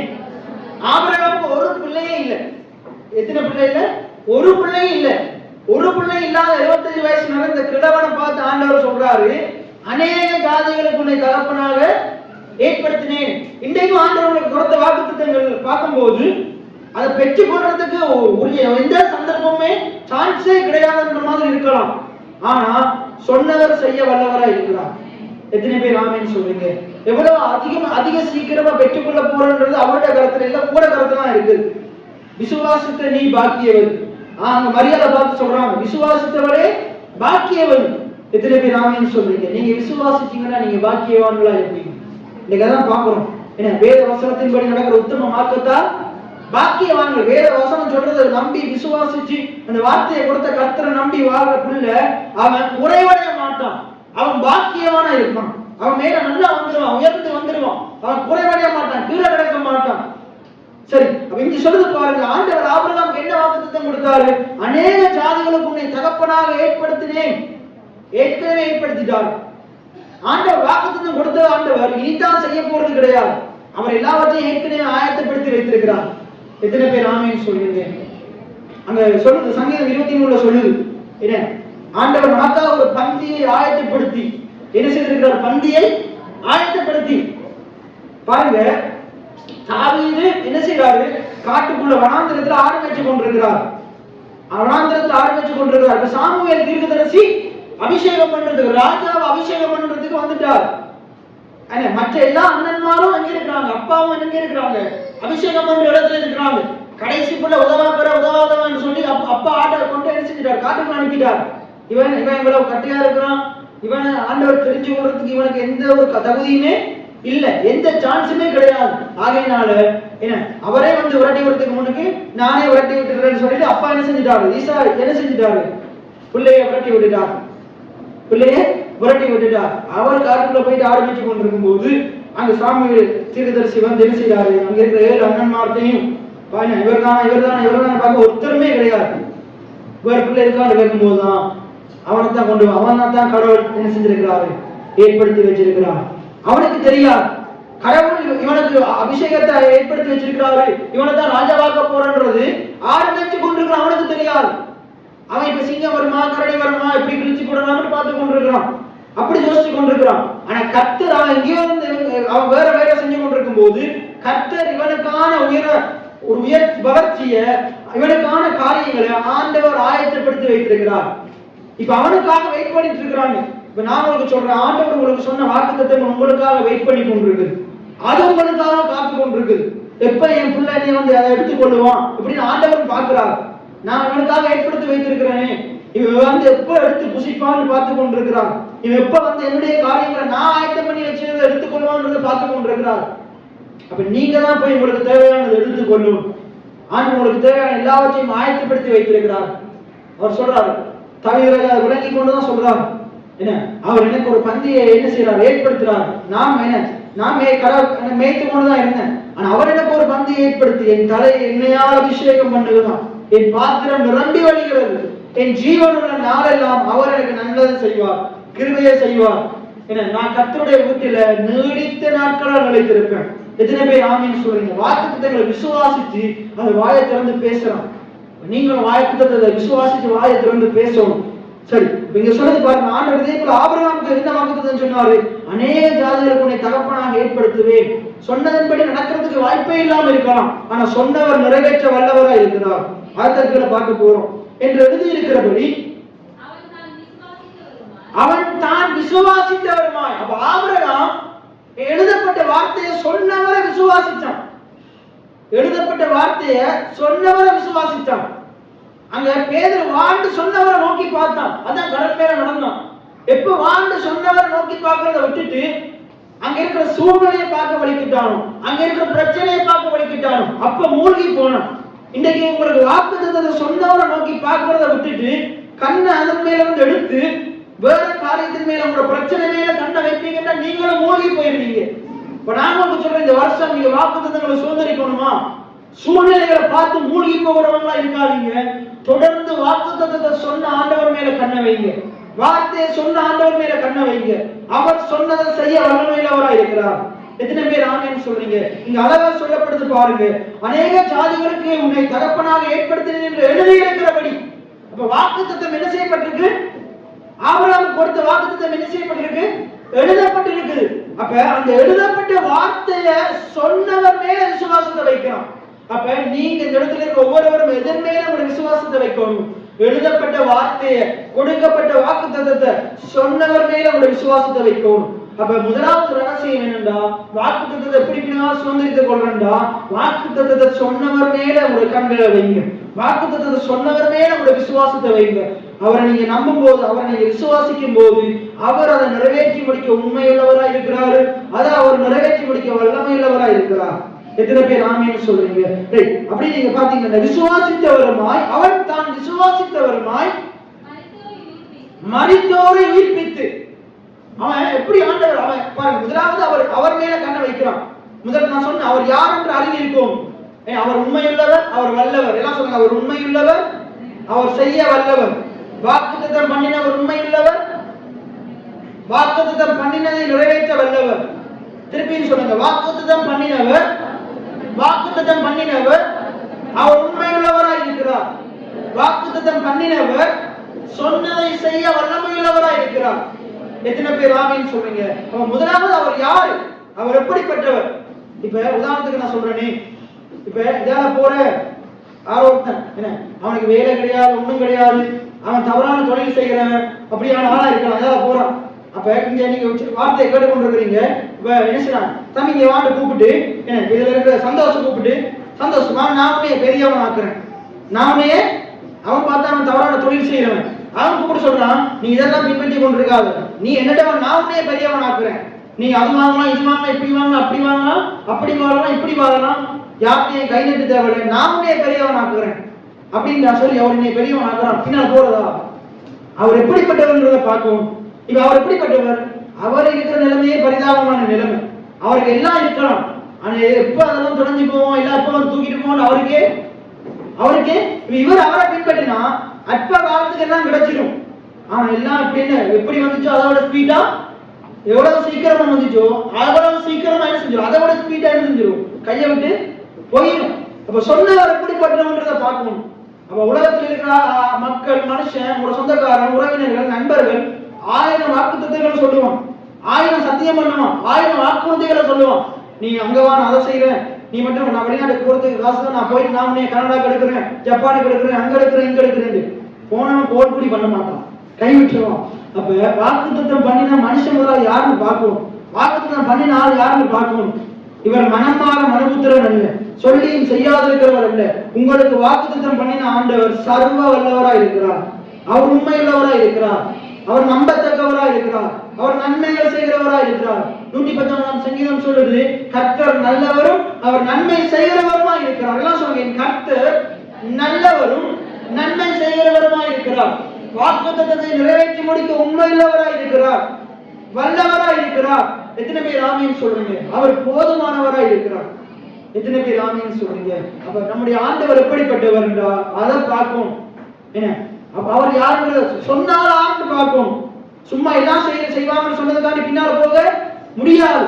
அடுத்தது அவர் எப்படிப்பட்டவர்? முதலாவது அவர் சொன்னவர் யார்? எல்லாம் சொல்லுங்க, சொன்னவர் யாரு? நம்ம யாருக்கு பார்த்தோம்? வல்லவர், உண்மையுள்ளவர், நல்லவர். எல்லாம் சொல்லுங்க, வல்லவர், உண்மையுள்ளவர், நல்லவர். எத்தனை பேருக்கு விளங்குச்சு? இரண்டாவது அவர் எப்படிப்பட்டவர்? அவர் எப்படிப்பட்டவர்? இங்க இவர் ஆபரகம் அறிஞ்சு வச்சிருக்கிறார். எப்படிப்பட்டவர்? நான் விசுவாசிக்கிற ஆண்டவர் எப்படிப்பட்டவர்? மரித்து போன காரியங்களை உயிர்ப்பிக்கிறவர். எப்படிப்பட்டவனா? மரித்து போன காரியங்களை உயிர்ப்பிக்கிறவர். நான் உங்களுக்கு சொல்றேன், நீங்க உங்களோட வருமானம் மரித்து போன நிலைமையில் இருக்குதா? கர்த்தர் உயிர்ப்பிப்பார். எத்தனை பேர் ஆமென் சொல்றீங்க? உங்களோட குடும்பம் என்ன மரித்து போன நிலைமையில் இருக்குதா? ஆண்டவர் உயிர்ப்பிப்பார். என்ன எத்தனை பேர் ஆமென் சொல்றீங்க? சபை மரித்து போன நிலைமையில் இருக்குதா? ஆண்டவர் உயிர்ப்பிப்பார். உங்களோட குடும்பத்தில் இருக்கிற யாராவது ஒரு நபர், நான் சரீர ரீதியான மரணத்தை மட்டும் சொல்லல, இன்றைக்கு நடக்குணமா வாழ்ந்து கொண்டிருக்கிறாங்களா? கர்த்தர் உயிர்ப்பிப்பார். எத்தனை பேர் ஆமென் சொல்றீங்க? உங்களுடைய வருமானங்கள், உங்களுடைய சரீரம் ஏதோ ஒரு வகையில மரித்து போன சடலத்தை போல கிடந்து கொண்டிருக்குதா? என்ன மண்ணோடு ஒட்டி கொண்டிருக்குதா? நாங்க போன கிழமை பார்த்தோம், என்ன போன 2 நாளைக்கு முன்னாடி பார்த்தோம், என்னுடைய ஆத்மா மண்ணோடு ஒட்டி கொண்டிருக்கிறது. என் ஆண்டவரே நீ உயிர்ப்பியும், உங்களுடைய வசனத்தை அனுப்பி உயிர்ப்பியும். எத்தனை பேர் ஆமென் சொல்றீங்க? அப்ப மரித்து போன நிலைமையில நீங்களோ உங்களுடைய சூழ்நிலைகள் ஏதோ கிடந்தாலும் ஆண்டவர் உயிர்ப்பிப்பார். எத்தனை பேர் விசுவாசிக்கிறீங்க? ஆண்டவர் உயிர்ப்பிப்பார். அப்ப நம்முடைய ஆண்டவர் மரித்தவைகளை உயிர்ப்பிக்கிறவர். அவரால் மரித்த சரீரத்தை உயிர்ப்பிக்க முடியும், மரித்து போன என்னுடைய சூழ்நிலைகளை உயிர்ப்பிக்க முடியும். எத்தனை பேர் ஆமீன் சொல்றீங்க? அது மரித்து எடுக்க கூடாதுனாலும் கூட ஆண்டவரால் உயிர்ப்பிக்க முடியும். எத்தனை பேர் ஆமீன் சொல்றீங்க? நம்முடைய ஆண்டவர் எப்படிப்பட்டவர்? அவர் உயிர்ப்பிக்கிறவர். அங்க சொல்றது பாருங்க, அவர் மரித்தவைகளை உயிர்ப்பிக்கிறவரும். என்ன சொல்லுங்க? மரித்தோரை உயிர்ப்பித்து இல்லாதவைகளை இருக்கிறவைகளை போல அழைக்கிறவருமா இருக்கிறார். அப்ப உங்களுடைய தேவன் அவர் உண்மையுள்ளவர், வல்லவர், நல்லவர், போதுமானவர். அடுத்து அவர் எப்படிப்பட்டவர்? அவர் மரித்தவைகளை உயிர்ப்பிக்கிறவர், இல்லாதவைகளை இருக்கிற விதமா அழைக்கிறவர். இப்ப உங்களோட வாழ்க்கையில ஆபிரகாமுக்கு ஒரு பிள்ளை தேவை. ஆபிரகாமோட வாழ்க்கையில அவனுக்கு தேவையான வாக்குத்தத்தம் என்னது? ஒரு பிள்ளை தேவை. ஆண்டவர் என்ன தருவன்னு சொன்னாரு? சந்ததியே தருவன்னு சொன்னார். சரி, சந்ததியை தருவன்னு சொல்லிட்டார். இப்ப அந்த சந்ததி ஆபிரகாமோட வாழ்க்கையில எப்படி கர்த்தர் கொண்டு வருவார்? சந்ததியை கர்த்தர் ஆபிரகாமுக்கு எப்படி கொடுக்கிறார்? ஒரு பிள்ளை அவரே கையால் உருவாக்கி கொண்டு பிள்ளை இருந்தா ஆபிரகாம் கொடுக்கிறாரா? அப்படி கொடுக்கல. எப்படி கொடுக்கிறாரு? அவர் வாயை திறந்து ஆபிரகாமோட வாழ்க்கையில இல்லாத பிள்ளைய வாயை திறந்து விசுவாச வார்த்தைகளை பேசி ஈசாக்கு அழைக்கிறார். எத்தனை பேர் ஆமீன் சொல்றீங்க? உங்களோட வாழ்க்கையில ஆண்டவர் எப்படி தெரியுமா தருவார்? உங்களுக்கு தேவையான காரியங்களை அப்படியே கொண்டு ஓட்டை பிரிச்சு மாசம் 50,000 உங்களுக்கு தேவையான 50,000 தரமாட்டார். உங்களுக்கு கடன் பிரச்சனையை கட்டத்துக்குரிய பணத்தை அப்படியே ஓட்டை பிறந்து தரமாட்டார். என்னத்தை தருவாரு? அதை சம்பாதிக்கிறதுக்குரிய பலனை தருவார். அவருடைய வசனத்தின் மூலமா உங்களுக்கு என்ன தருவாரு? அதை சம்பாதிக்கிறதுக்குரிய ஞானத்தை தருவார். எத்தனை பேர் ஆமீன் சொல்றீங்க? அதை சம்பாதிக்கிறதுக்குரிய அறிவை தருவார். அந்த வசனத்தை பிடித்துக் கொண்டு செயற்படுகிறவனுக்கு அந்த குறைவு நிறைவாகும், அந்த சரித்திரம் செழிப்பா மாறும். அவருடைய சரீரத்தில் இருக்கிற பலவீனம் பலனடையும், ஆரோக்கியம் உடையவனா மாறுவான், சுகமுடையவனா மாறுவான். அவனுக்கு தேவையான ஜீவன், சுகம், பலன், ஆரோக்கியம் எல்லாமே போன சொன்னேன், எல்லாமே ஆண்டவருக்கு போதிக்கிற வசனத்துக்குள்ள இருக்குது. எத்தனை பேர் ஆமீன் சொல்றீங்க? அந்த பெரும்பாலான ஸ்திரீக்கு தேவையான சுகம் அந்த வசனத்துல இருந்தது, அந்த வார்த்தையை சொன்னவர்கிட்ட இருந்தது. எத்தனை பேர் ஆமீன் சொல்றீங்க? அப்ப இங்கே அவர் விசுவாசிக்கிற ஆபிரகாமின் ஆண்டவர் மரித்தவைகளை உயிர்ப்பிக்கிறவர், இல்லாதவைகளை இருக்கிற விதமா அழைக்கிறவர். அப்ப எப்படி விசுவாசிக்கிறான்? என்னுடைய வாழ்க்கையில நான் இதுவரைக்கும் பார்க்காத பிள்ளைய ஆண்டவர் எனக்கு தருவார். எத்தனை பேர் ஆமீன் சொல்றீங்க? இன்னைக்கு நான் உங்களுக்கு சொல்றேன், இந்த வருஷம் ஆண்டவர் அநேகருக்கு கேள்விப்படாத அற்புதங்களை செய்ய போறார், கேள்விப்படாத அதிசயங்களை செய்ய போறார். அதெல்லாம் எங்க இருக்குன்னா போன நான் சொன்னேன், வேதத்துல இருக்குது. என்னது இருக்குது? அதிசயம் இருக்குது. உங்களுடைய வாழ்க்கைக்கு தேவையான அதிசயம் எங்க இருக்குது? என்ன? அந்த தீர்க்கதரிசிட்ட இருக்குது. இந்த தீர்க்க அங்க இல்ல, எங்க இருக்குது? இங்க இருக்குது. வேதத்தில் இருக்கிற அதிசயங்களை பார்க்கும்படிக்கு உங்களோட கண்ணை திறக்கணும்னு ஜெபம் பண்ணுங்க. எங்க இருக்குது அதிசயம்? அற்புதம் செய்யுங்கப்பா, அதிசயம் செய்யுங்கப்பா, பைபிளை திறந்து பாருங்கப்பா. நீங்க அப்படி பாட்டு படித்தீங்கன்னா ஜெபம் பண்ணீங்க, நான் சொல்லுவேன் பைபிளை திறந்து படிக்க ஆரம்பிங்க. அதிசயம் என்னன்னு விளங்கி கொள்ளுங்க, பாருங்க, அந்த அறிவை பெற்றுக் கொள்ளுங்க. அப்ப வாய்ப்பு கேளுங்க, ஆண்டவர் எனக்காக இவ்வளவு அதிசயத்தை வச்சிருக்கிறீங்களா, இது நீங்க நிச்சயமா எனக்கு தருவீங்கன்னு சொல்லி பாருங்க. அந்த அதிசயத்தை உங்கள் கண்கள் காணும், அந்த அற்புதங்கள் உங்களோட கண்கள் காணும். எத்தனை பேர் ஆமீன் சொல்றீங்க? சரி, அப்ப ஆபிரகாம் எப்படி விசுவாசிக்கிறார், எப்படி சுதந்திரிக்கிறாரு? அவர் தேவனை விசுவாசிக்கிறாரு. முதலாவது அவருக்கு எப்படிப்பட்டவர் அறிவு இருக்குது, ஆண்டவர் எப்படிப்பட்டவர், சொன்னதை செய்ய வல்லவர், உண்மையுள்ளவரா இருக்கிறாரு, அவர் போதுமானவரா இருக்கிறார். அவர் எப்படிப்பட்டவர்? அவர் மரித்தவைகளை உயிர்ப்பிக்கிறவர், இல்லாதவர்களை இருக்கிற விதமா அழைக்கிறவர். இன்னைக்கு நான் உங்கள்கிட்ட கேட்கிறேன், உங்களுடைய ஆண்டவர் எப்படிப்பட்டவர்? உங்களுடைய ஆண்டவர் எப்படிப்பட்டவர்? உங்களுடைய ஆண்டவர் எப்படிப்பட்டவர்? அவர் உங்களுக்கு சொன்னதை செய்ய வல்லவரா இருக்கிறார், அவர் போதுமானவராய் இருக்கிறார், அவர் எல்லாவற்றையும் பார்த்துக் கொள்கிறவராய் இருக்கிறார். அவர் உங்களுடைய சூழ்நிலைகளை அவர் உயிர்ப்பிப்பார். ஆபிரகாமுடைய சூழ்நிலைகளை ஆண்டவர் உயிர்ப்பித்தது போல உங்களுடைய காரியங்களை, நீங்க இழந்து போன காரியங்களை மறுபடியும் மீட்டு தருவார். எத்தனை பேர் ஆமீன் சொல்றீங்க? அவர் நம்முடைய ரட்சகராய் இருக்கிறார். எத்தனை பேர் ஆமீன் சொல்றீங்க? அப்ப பாருங்க, தொடர்ந்து வாசிங்க. இல்லாதவர்கள் இருக்கிறவருமாய் அழைக்கிறவருமாய் நம் எல்லாருக்கும் தகப்பன் எவ்வளியோ பிள்ளையும் அவ்வளியே தான் இருக்கணும். நம்முடைய ஆபிரகாம் நம்முடைய விசுவாச தகப்பன். ஆபிரகாம் யாரு? விசுவாசத்தின் தகப்பன். அப்ப விசுவாசத்தின் தகப்பனாக ஆபிரகாமை பின்பற்றும்படி வேதம் சொல்லுது. விசுவாசத்தினால் நேடிய பொறுமையினாலும் சுதந்திரித்துக் கொண்டவைகளை, வாக்குத்தத்தங்களை சுதந்திரித்துக் கொண்டவைகளை பின்பற்றுங்க வேதம் சொல்லுது. இப்ப ஆபிரகாம் வாக்குத்தத்தத்தை சுதந்திரித்துக் கொண்டவர். அப்ப வேதம் சொல்லுகிறபடி நம்ம ஆபிரகாமை பின்பற்றலாம். இப்ப ஆபிரகாம் எப்படி தேவனை பின்பற்றினார், அப்படி நம்ம தேவனை பின்பற்றலாம். இப்ப இங்க வேதம் எப்படி தேவன் ஆபிரகாம் தேவனை பின்பற்றினான் வேதம் சொல்லுதுண்டா, தேவனுக்கு முன்பாக நம்ம எல்லாருக்கும் தகப்பனானான். எப்படி தகப்பனானான்? ஆண்டவர் உயிர்ப்பிப்பாரு, இல்லாதவைகளை என்னுடைய வாழ்க்கையில கொண்டு வரவாரு ஆண்டவர் மேல் விசுவாசத்தை வச்சான். அப்ப ஆபிரகாமை பின்பற்றுகிற விசுவாசத்துல சுதந்திரத்தோட பின்பற்றுகிற நாங்க அப்ப நம்மள எப்படி பின்பற்றோம்? என்ன ஆண்டவர் என்னுடைய காரியங்களை உயிர்ப்பிப்பார். எத்தனை பேர் ஆமீன் சொல்றீங்க? இன்றைக்கு எனக்கு இல்லாத காரியங்களை அவர் கொண்டு வருவார். எத்தனை பேர் ஆமீன் சொல்றீங்க? எத்தனை பேர் ஆமீன் சொல்றீங்க? தொடர்ந்து வாசிங்க. ரைட். எப்படி சொன்னாரா? உன் சந்ததி எப்படி இருக்கும்? உன் சந்ததி இவ்வளவா இருக்கும். எவ்வளவா இருக்கும்? வானத்து வீட்டுக்குள்ள இருக்கிற அந்த ஒரு விளக்க போல இருக்கும்னு சொல்லல. வெளியே வந்து போ, கூடாரத்துக்கு வெளியே வா, வானத்தை அண்ணாந்து பார், எப்படி இருக்கும்? என்ன கூடாத நட்சத்திரத்தை போல இருக்கும். கடற்கரை மணலை பார், திரளான மணலை போல இருக்கும். எத்தனை பேர் ஆமீன் சொல்றீங்க? இன்னைக்கு ஆண்டவர் நமக்கு கொடுக்கிற வாக்குத்தத்தங்கள் எல்லாமே நம்ம நினைக்கிறத காட்டிலும் நம்ம சிந்திக்கிறத காட்டிலும் அது எல்லாவற்றுக்கும் அப்பாற்பட்டதா இருக்குது, பெரியவைகளா இருக்குது. எத்தனை பேர் ஆமீன் சொல்றீங்க? ஆண்டவருடைய வாக்குத்தத்தங்கள் மிகவும் பெரியானவைகள், பெரிதானவைகள். ஆகையால் அந்த பெரிய ஆண்டவர் அதை நிறைவேற்ற வல்லவராய் இருக்கிறார். எத்தனை பேர் ஆமீன் சொல்றீங்க? சரி, என்று சொல்லப்பட்டபடியே நான் அநேக ஜாதிகளுக்கு தகப்பனாவதை நம்புவதற்கு ஏதுமில்லாதிருந்தும் அதை நம்பிக்கையோடு என்ன செய்தானா? இதுக்கு சான்ஸே இல்லைன்ற சூழ்நிலை இருந்தாலும் அதை கடவுள் செய்வார்னு நம்பினானா? எத்தனை பேர் ஆமீன் சொல்றீங்க? இன்னைக்கு ஆண்டவர் உங்களுக்கு கொடுத்த வாக்குத்தத்தங்கள் நம்புறமாக இல்லை. நம்புற கதையா பினாசம் கேட்கிறமா இருக்கணும். ஆனா நம்புறவங்க கதையா இல்லாட்டியும் கடவுள் அதை உங்களுக்கு செய்ய வல்லமை இல்லவரா இருக்கிறார். நீங்க கடவுளை நம்பும் போது, ஆண்டவரை நம்பும் போது ஆண்டவர் அதோட வாழ்க்கையில செய்து முடிப்பார். அது எப்படி சொல்றது பாருங்க. எல்லாம் சேர்ந்து என்னோட சொல்லுங்க. தான் அநேக ஜாதிகளுக்கு, ஆபிரகாம் அநேக ஜாதிகளுக்கு தகப்பனாவதை நம்புவதற்கு ஏதுமில்லாதிருந்தும் அதை நம்பிக்கையோடு விசுவாசித்தான். அப்ப ஆண்டவர் உங்களுக்கு கொடுத்த வாக்குத்தத்தங்களை நீங்க நம்பிக்கையோடு விசுவாசிக்கும். கடவுள் செய்வார் என்ற நம்பிக்கையோடு விசுவாசிக்கும். கடவுள் எனக்காக ஆயத்தப்படுத்தி வைத்திருக்கிறார் நம்பிக்கையோடு விசுவாசிக்கும். ஏற்ற காலத்தில் அதை நான் பெற்றுக்கொள்வேன் என்று விசுவாசிக்கும். எத்தனை பேர் ஆமீன் சொல்றீங்க? ஆபிரகாமுக்கு செய்தவர் எனக்கும் செய்ய வல்லவராய் இருக்கிறார்.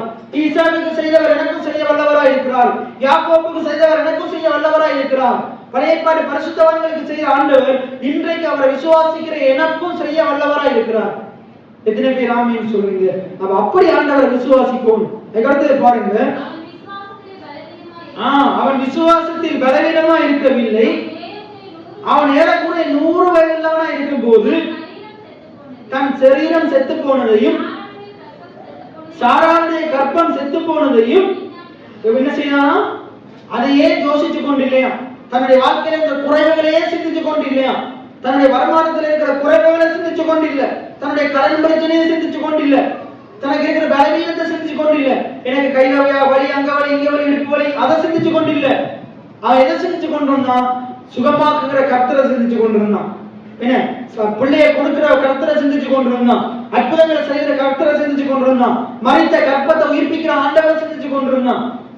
அதுக்கு முன்னுக்கு ஆண்டவர் உண்மையான விசுவாசம் இல்லாத போது என்னது என்ற கற்பம் செத்து போயிட்டு, சாராள கற்பம் செத்து போயிட்டு, நான் கிழவனா இருக்கிறேன், பலவீனமா இருக்கிறேன், எனக்கு ஆரோக்கியம் இல்லை, இந்த வயதுல முதல் வயதானவனுக்கு பிள்ளை பிறக்குமா, இப்படி எல்லாம் தேவையில்லாத சிந்திச்சு தேவையில்லாத பேசிக் கொண்டிருந்தான். ஆனா 99 வயசுல விசுவாசம் வருது, நம்பிக்கை வருது. நம்பிக்கை விசுவாசம் வந்த உடனே பேச்சு மாறுது, அறிக்கை மாறுது.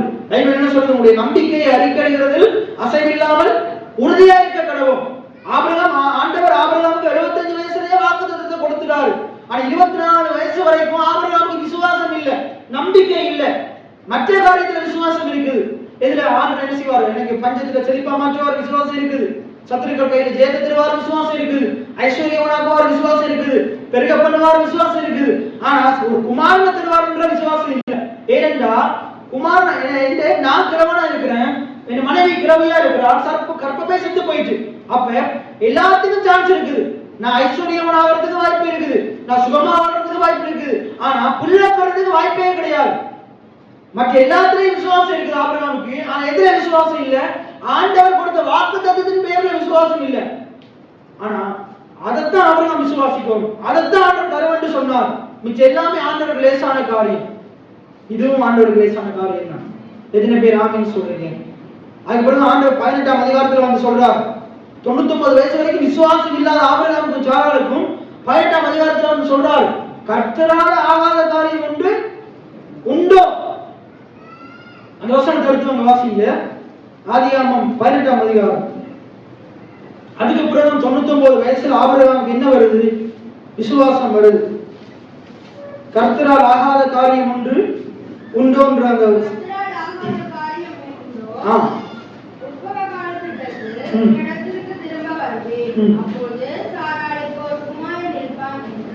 அழகா சொல்லப்படுது பாருங்க. அதுக்கு மேல 13ஆம் வசனம் சொல்லுது, அப்பொழுது கர்த்தர் ஆபிரகாமை நோக்கி, சாராள் நகைத்து நான் கிழவியா இருக்கிறேன், பிள்ளை பெறுவது மெய்ய என்று சொல்வானே. சாராள் அங்க சிரிச்சு கொண்டிருக்கிறாள். இங்க நான் வசனத்தை பேசுறேன், அங்க அவள் சிரிச்சு நக்கலடித்து கேலி பண்ணி கொண்டிருக்கிறாள். அப்ப கர்த்தர் சொல்றாரு, கர்த்தரால் ஆகாத காரியம் ஒன்று உண்டோ? நான் இன்னொரு 10 மாசத்துல வருவேன், என்ன திரும்பி வர, அப்பொழுது சாராளுக்கு ஒரு குமாரன் இருப்பாள் என்றான். சாராள் பயந்து நான் நகைக்கவில்லை என்று மறுத்தாள். அதற்கு அவர், இல்லை நீ நகைத்தாள். என்ன அதுக்கு அவர் போகும்போது திருப்பி சொல்லிட்டு போறார். என்ன 15ஆம் வசனத்துல, கர்த்தர் ஆபிரகாமை பெரிய பலத்த ஜாதியாவதனாலும் அவனுக்குள் பூமியின் சகல ஜாதி ஆசீர்வதிக்கப்படுவதனாலும் நான் செய்ய போகிறதை ஆபிரகாமுக்கு மறைப்பேனோ? அப்ப நான் மறைக்க மாட்டேன், எதை செய்யறதா இருந்தாலும் சொல்லிட்டு தான் செய்வேன், வாக்கு பண்ணிட்டு தான் நான் செய்வேன் ஆண்டவர் சொல்றார். எத்தனை பேர் ஆமீன் சொல்றீங்க? நான் ஒரு சொல்றேன், கர்த்தர் செய்ய வல்லவரா இருக்கிறார். எத்தனை பேர் ஆமீன் சொல்றீங்க? கர்த்தரால கூடாத காரியம் ஒன்றுமே இல்லை. அதே மீனதாஸ் நீங்களும் சொல்லலாம், ஆபிரகாம் போல. ஆபிரகாம் சொன்னாரு நான் கிழவனா இருக்கிறேன், சாராள் சொன்னாங்க நான் கிழவியா இருக்கிறேன், முதல்வர்களுக்கு பிள்ளை பிறக்க கூடுமோன்னு சொல்றாரு.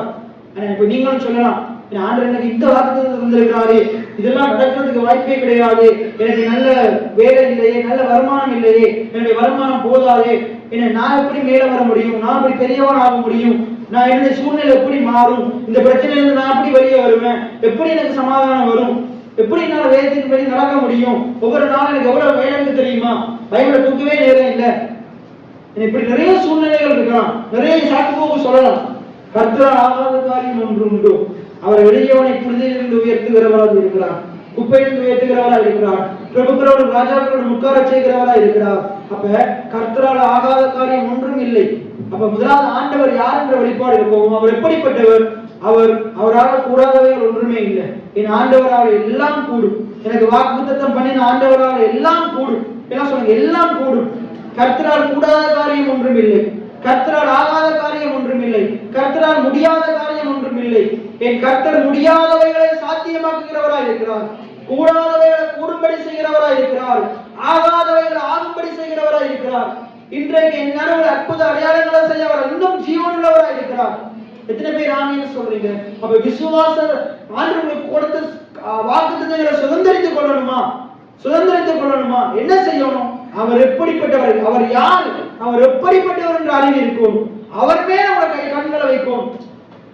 அவர் மேல் வாக்குத்தத்தம் பண்ணினவர் உண்மையுள்ளவர், வாக்குத்தத்தம் பண்ணினவர் நம்பத்தக்கவர், வாக்குத்தத்தம் பண்ணினவர் அதை நிறைவேற்ற வல்லவர். அவர் மேல கண்ணை வைக்கும். எத்தனை பேர் ஆமீன் சொல்றீங்க? அடுத்து அவருடைய வார்த்தை மேல உறுதியா இருக்கும். அடுத்து அவர் எப்படிப்பட்டவர் என்று அறிவு இருக்கும். அடுத்து மூன்றாவது, முதலாவது அவர் யாரு, இரண்டாவது அவர் எப்படிப்பட்டவர், மூன்றாவது அவர் மேல கண்ணை வைக்கணும். முதலாவது பார்த்தோம். மூன்றாவது சூழ்நிலைகள் மேல கண்ணை வைக்க கூடாது, பிரச்சனையின் மேல கண்ணை வைக்க கூடாது, உங்களோட குறைவின் மேல கண்ணை வைக்க கூடாது, வருகிற புயல் மேல கண்ணை வைக்க கூடாது. மார்க் 4ஆம் அதிகாரத்துல கடைசி வசனம் 5 2-3 வசனத்துக்குள்ள இருக்குது. அக்கறைக்கு போவோம் வாரம் என்ன செய்யறாரு, 4:5 இருக்குது. அக்கறைக்கு போவோம் வாரம் ஆண்டவர் சொல்றார். அவ எல்லாம் மாதிரி படகுல இருந்துட்டாங்க. இயேசுக்கு படகுல கீழ்த்தட்டுல போயிட்டு தலையணையை வச்சு தூக்கி கொண்டிருக்கிறார். என்ன தூக்கி கொண்டு ஆண்டவர் என்ன வார்த்தை சொன்னாரு? ஆண்டவர் என்ன வாக்குத்தத்தம் சொன்னாரு? அக்கறைக்கு கடல்லே மூழ்குவோம்னு சொன்னாரு. இப்படியே காற்று புயல் அடிச்சு சாவோம்னு சொன்னாரு. என்ன மடிந்து போவோம்னு சொன்னாரு. என்ன சொன்னாரு? அக்கறைக்கு போவோம். இன்னைக்கு ஆண்டவர் என்னெல்லாம் வாக்குத்தத்தம் பண்ணியிருக்கிறார்? நான் உங்க நடுவில் அற்புதம் செய்வேன், உன்னை பெரிய ஜாதியாக்கும், உன்னை பெரியவனாக்குவேன், தெரிந்து கொண்டேன், நன்மை கிருபை தொடரும், நிச்சயமாக முடிவுண்டு, நம்பிக்கை வீண் போகாது, நான் உன்னை பேர் சொல்லி வைத்திருக்கிறேன், நீ என்னுடையவன், நான் உனக்கு துணை நிற்கிறேன், நான் கேள்விப்படாத அதிசயங்களை செய்வேன். இப்படி நிறைய வாக்குத்தத்தங்களை அவங்க எல்லாரும் தந்திருக்கிறார். ஏன்னா இன்னும் வேதத்தில் நிறைய உங்களுக்காக எல்லா வாக்குத்தத்தங்களும் இருக்குது. இதெல்லாம் சொல்லியிருக்கிறார். அது எங்க நடக்க போதாக்கும் அப்படிலாம் சொல்லக்கூடாது. அக்கறைக்கு போவோம்னு சொல்லிட்டார். அப்ப சீசனோட மைண்ட்ல என்ன ஓடிக்கொண்டிருக்கணும்? அக்கறைக்கு போவோம் என்று சொன்னவர் என்னோடு கூட இருக்கிறார். அக்கறைக்கு போவோம் என்று சொன்னவர் என்னோடு கூட இருக்கிறார். ஒரு ஆமீன் சொல்லணும். அப்போ அக்கறைக்கு போவோம் என்று சொன்னவர் என்னோடு கூட இருக்கிறாரு. அவர் வாக்கு மாறாதவர். அப்ப அந்த அவரையும் அவருடைய வார்த்தையும் பிடித்துக் கொண்டிருக்கணும். அவங்க என்னத்தை பிடித்து கொண்டாங்க? அக்கறைக்கு போவோம்ன்ற அதை பார்க்கல, சொன்னவரையும் பார்க்கல, அவர் கூட தான் இருக்கிறாருன்றதை பார்க்கல. என்ன அங்க காற்று கடல் எல்லாம் கொந்தளிக்கும் போது, அலைகள் எல்லாம் பலமா வீசும் போது அதன் மேல கண்ணை வைக்கிறாங்க. அங்க தூங்கி கொண்டிருக்கிறவரை எழுப்பி, உமக்கு கவலை இல்லையா? என்னவா? உமக்கு கவலை இல்லையா? நாங்கள் மடிந்து போகிறோமே, உமக்கு கவலை இல்லையா? அப்படியா சொல்லியிருக்கணும். எப்படி இயேசு எழுப்பாம இவங்க உண்மையான விசுவாசம் வச்சிருந்தா என்ன செஞ்சிருக்கோம் தெரியுமா? என்ன செஞ்சிருக்கோம்? காற்றும் கடலும் அதட்டும் போது நாங்க அக்கறைக்கு போய் கொண்டிருக்கிறோம், கொஞ்சம் அமைதியா இருக்கிறேன்னு சொல்லியிருக்கோம். ஓமா இல்லையா? நாங்க அக்கறைக்கு போய் கொண்டிருக்கிறோம், அமைதியா இரு சொல்லியிருக்கணுமா இல்லையா? அவங்க காற்றையும் கடலையும் அதட்டி இருக்கோம். அப்ப ஆண்டு எழும்புறார், எழும்பி அற்ப விசுவாசிகளே அப்படின்னு ஏசுறார். ஏசிட்டு என்ன சொல்றாரு? ஆண்டவர் காற்றையும் கடலையும் அதட்டி, இறையாதே அமைதலாயிரு, இறையாதே அமைதலாயிரு அப்படின்னு சொல்றாரு. காற்றும் கடலும் அவருக்கு கீழ்ப்படிஞ்ச அமைதல்தான் மாறுது. நம்மளும் என்ன செய்யறோம்? சூழ்நிலைகளுக்கு பார்க்கிறோம். என்ன வாக்குத்தத்தம் பண்ணினவரை பார்க்காம, அவர் என்னோட தான் இருக்கிறார் நிச்சயம் இல்லாம, என்ன அவர் என்னுடைய சூழ்நிலைகளை மாற்றுவாரு, காற்றையும் கடலை அவர் மனுஷிவார் அமைதிப்படுத்துவாரு, நான் நிச்சயம் அக்கறைக்கு போவேன். எவ்வளவு பெரிய காற்றும் கடல் எனக்கு எதிராக வந்தாலும் கர்த்தர் கூட இருக்கிறார், அவர் என்னை கொண்டு போய் சேர்க்க வேண்டிய இடத்துல சேர்ப்பார். எத்தனை பேர் ஆமேன்னு சொல்றீங்க? இஸ்ரவேல் ஜனங்களுக்கும் அந்த நிச்சயம் இல்லை. ஒவ்வொரு பிரச்சனை வருது, அப்பையில அவிசுவாசத்தினால முறுமுறுத்து கொண்டே இருக்கிறாங்க. கர்த்தர் அவர்களுக்கு முன் சென்றார் என்ற நிச்சயம் இல்லை. அங்க எகிப்திலே கர்த்தர் உடன்படிக்கை பட்டியா அவர்களோடு கூட தான் இருக்கிறார். உடன்படிக்கை பட்டி இயேசு கிடையாது, அங்கதான் இருக்கிறார். அப்ப அங்க வனாந்திரத்துல போகும்போதும் ஆண்டு அவங்களோட கூட தான் இருக்கிறார். ஆனா அவங்களுக்கு என்ன இல்லை? கர்த்தர் கூட இருக்கிறார் நிச்சயம் இல்லை, அவர் எப்படிப்பட்டவர் நிச்சயம் இல்லை. ஒவ்வொரு முறையும் அற்புதங்கள் நடக்குது, அதிசயங்கள் நடக்குது, ஆனா திருப்பி திருப்பி சந்தேகப்படுறாங்க, முறுமுறுக்கிறாங்க, புற பேசிக் கொண்டிருக்கிறாங்க. இன்னைக்கு நான் உங்களுக்கு சொல்றேன், நீங்க சூழ்நிலை மூன்றாவது சூழ்நிலைகள் மேல ஒரு கண்ணை வைக்காதீங்க. எல்லாம் சொல்லுங்க, சூழ்நிலை மேல கண்ணை வைக்க கூடாது, பிரச்சனையின் மேல கண்ணை வைக்க கூடாது, உங்களுடைய தேவைகள் மேல கண்ணை வைக்க கூடாது. என்ன இந்த வருஷம் பாத்தீங்கன்னா நான் போன டிசம்பரோடய நான் வேலையை விட்டு நின்றுட்டேன். அப்ப நான் என்ன செய்ய, நியூ இயர் நைட்டுக்கெல்லாம் செஞ்சு தூங்கிட்டு காலம்பரம் எழும்புறேன், போன் எடுத்து பார்க்குறேன் என்று போன் எனக்கு 20,000 ரூபாய் வந்திருக்கு, 20,000 ரூபாய் காசு வந்திருக்குது. அப்ப ஆண்டவர் அடுத்த நாள் எழுப்பி போன் பண்ணி பார்க்குறேன், 20,000 ரூபாய் வந்திருக்கு. கர்த்தர் இளந்தலைவரை மூட்டு தருகிறவங்களா இருக்கிறான். நான் அதை எப்ப பேசினேன்? நியூஇயருக்கு புறவா பேசினேன் அந்த சத்தியத்தை. நியூஇயருக்கு முறவே நான் சேர்ச்சில் பேசிக்கொண்டே இருந்தேன். கர்த்தர் இளந்தலைவரை திருப்பி தருவார், இளந்தலைவரை திருப்பி தருவார். 8ஆம் மாசம் என்ற காசு 20,000 ரூபாய் மாறி இங்கேயே போயிருச்சு. ஆண்டவர் என்ன செய்தார்? 1ஆம் தேதியில திருப்பி கொண்டு வந்தார். 1ஆம் தேதி இன்னொரு கோல் வருது, பாஸ்டர் பேச போன மாசம் தொலைஞ்சிருச்சு, அந்த தோசம் இங்க கிடைச்சிருச்சுன்னு வருது. எத்தனை பேர் ஆமேன்னு சொல்றீங்க? கர்த்தர் அற்புதங்கள் அதிசயங்களை செய்கிறவராக இருக்கிறார். கர்த்தரால் முடியாத காரியம் ஒன்றுமே கிடையாது. கர்த்தர் நீங்க இழந்தவைகளையும் உங்களுக்கு தர வல்லவராக இருக்கிறார். நீங்க விசுவாசிச்சா நீங்க பெற்றுக் கொள்வீங்க, நீங்க சாட்சி சொல்லுவீங்க. எத்தனை பேர் ஆமேன்னு சொல்றீங்க? சரி, அப்ப பாக்குறோம் பாருங்க, எப்படிப்பட்ட காரியம் இங்க இருக்குது பாருங்க. அது நம்புறதுக்கு ஏதுமில்லாத இருந்தும் நம்பிக்கையோடு விசுவாசித்தான். அவன் விசுவாசத்தில் பலவீனமா இருக்கவில்லை. அவன் ஏறக்குறைய 100 வயதுலவனா இருந்தான். அவன் சரீரம் செத்து போனதையும் சாருடைய கற்பம் செத்து போனதையும் எண்ணாது இருந்தான். இப்ப நீங்களும் உங்களோட சூழ்நிலைகள் எப்படி இருக்கின்றதை பார்த்து அதை என்ன கூடாது, கர்த்தர் எப்படி இருக்கிறான்றதை பார்த்து கர்த்தர் எப்படிப்பட்டவர் என்றதை எண்ணணும். சூழ்நிலைகள் எப்படிப்பட்டது என்ன கூடாது, பிரச்சனை எப்படிப்பட்டது என்ன கூடாது. இப்படி நடந்தா எப்படி நடக்கும் பிரச்சனையை பார்த்து பயந்து யோசிச்சு கவலைப்பட்டு அதை எண்ணிக்கொண்டு சிந்திச்சு கொண்டிருக்க கூடாது. கர்த்தர் இதை செய்ய வல்லவரா இருக்கிறார். என் சூழ்நிலையின் மத்தியில் ஆண்டவர் என்ன செய்வார்? எல்லாம் சொல்லுங்க, என் சூழ்நிலையின் மத்தியில கர்த்தர் அற்புதங்களை செய்வார், கர்த்தர் அதிசயங்களை செய்வார். ஒருவேளை உங்க சரீரத்துல என்ன வலி இருக்கலாம், நோய் இருக்கலாம், அது எந்த பகுதியா இருக்கலாம், எந்த பகுதியிலே வியாதி வேதனைகள் குறைவுகள் நோவு வலி இருக்கலாம். நான் உங்களுக்கு சொல்றேன், அதே சிந்திச்சு கொண்டிருக்காதீங்க, அதே யோசிச்சு கொண்டிருக்காதீங்க, அதே யோசிச்சு பயந்து கொண்டிருக்காதீங்க. நான் என்ன சொல்றேன்டா, சுகப்படுத்துகிற கர்த்தரை பாருங்க, பரிகாரியா இருக்கிற கர்த்தரை பாருங்க, அவர் என்ன செய்ய வல்லவரா இருக்கிறார் சரீரத்தை பார்த்து சொல்லுங்க, அதுல கையை வச்சு சொல்லுங்க, ஆண்டவர் இருதயத்தில் இருக்கிற காயங்களை ஆற்றுகிறவரா இருக்கிறார், என் துக்கத்தை சந்தோஷமா மாற்றுகிறவரா இருக்கிறார், எனக்கு சமாதானத்தை தருகிறவரா இருக்கிறார். உங்க வீட்டுல இன்னைக்கு ஒரு வேலை சாப்பாட்டுக்கு வழி இல்லாம இருக்கிறான், உங்க கலசங்கள் வறுமையா இருக்கிறான், போயிட்டு அதன் மேல கையை வச்சு அதை பார்த்து கவலைப்பட்டு கொண்டிருக்காங்க, ஐயோ ஒண்ணுமே இல்லையே ஒண்ணுமே, அதை கவலைப்பட்டு அதையே சொல்லாதீங்க. அதன் மேல கையை வச்சு என் பாத்திரம் நிரம்பி வருகிறது, கையை வச்சு விசுவாசத்தோடு சொல்லுங்க. இல்லாதவர்கள் இருக்கிற விதமா அழைங்க. ஆண்டவரை நீங்களும் இல்லாதவர்கள் இருக்கிற விதமா அழைக்கிறவர் தானே. ஆபிரகாம் இல்லாதவர்கள் இருக்கிற விதமா அழைக்கிற உங்களை விசுவாசித்த போது அவனுக்கு இல்லாதவர்களை கொடுத்தீங்க தானே. இன்னைக்கு என்னுடைய வாழ்க்கையில் இது இல்லாம இருக்குது, ஆனா நான் இதை பார்க்கல, இது எல்லாவற்றையும் எனக்கு நிரப்பி தருங்க, நான் உண்மையை பார்க்கிறேன், நீர் எனக்கு இதை தர வல்லவரா இருக்கிறீங்க. விசுவாசிச்சு பார்த்து ஆண்டவர் சொன்ன வாக்குத்தத்தத்தை பார்த்து கையை வச்சு சொல்லுங்க, என் பாத்திரம் நிரம்பி வழியும், என் களஞ்சியங்கள் பூரணமாய் நிரம்பும், என் ஆலைகள் என் கிச்சன் நிரம்பி வழியும். சொல்லுங்க வாயை திறந்து. கர்த்தர் அதை செய்வார். வாயை திறந்து சொன்னா செலவாகுமா? செலவாகாது. சொல்லுங்க, கர்த்தர் உங்கள் நடுவில் பெரிய காரியங்களை செய்வார். எத்தனை பேர் ஆமீன் சொல்றீங்க? அப்ப அதை என்னாது இருந்தான், குறைகள் என்னாது இருந்தான். இன்னைக்கு நிறைய பேர் நம்ம என்ன வருமானம் பேங்க் வறுமையா, அக்கௌண்ட் வறுமையா இருக்குது, அது நிறைய இது இல்லையே, ஒன்றுமே இல்லையே, அது இல்லையே, இது இல்லையே பார்த்து கொண்டிருக்கிறோம். போன டிசம்பர் தான் என்ன செய்யணும், டிசம்பர் 24ஆம் தேதி 22ஆம் தேதி மட்டும் நான் ஒரு உடுப்பும் வாங்கல. அப்ப அந்த கபட்டு திறந்து பார்த்தா கபட்டு வறுமையா இருக்கு. அப்ப யோசுவா பார்த்து சொன்னேன், இந்த கபட்டு நிரம்பும், இந்த கபட்டு நிரம்பும். 25ஆம் தேதி கபட்டு நிரம்பிடுச்சு. எத்தனை பேர் ஆமீன் சொல்றீங்க? கர்த்தர் அதை செய்தார். எத்தனை பேர் ஆமீன் சொல்றீங்க? இருந்த பணத்தை எல்லாம் நான் என்ன செய்யறேன், இந்த இதுக்கு நிறைய காரியம் வாங்குறதுக்கு செலவழிச்சிட்டேன். ஏன்னா சேர்ச்சுக்கு சில காரியங்கள் வாங்குறதுக்கு செலவழிச்சிட்டேன். உடுப்பு வாங்குறதுக்கு காசு இல்லை. ஆனா இந்த கபட்டை திறந்து பார்த்து சொன்னேன், இந்த கபட்டு நிரம்பும். கர்த்தர் இப்ப நிறைய உடுப்புகளை வாங்க ஆண்டு இரவு செய்தார்.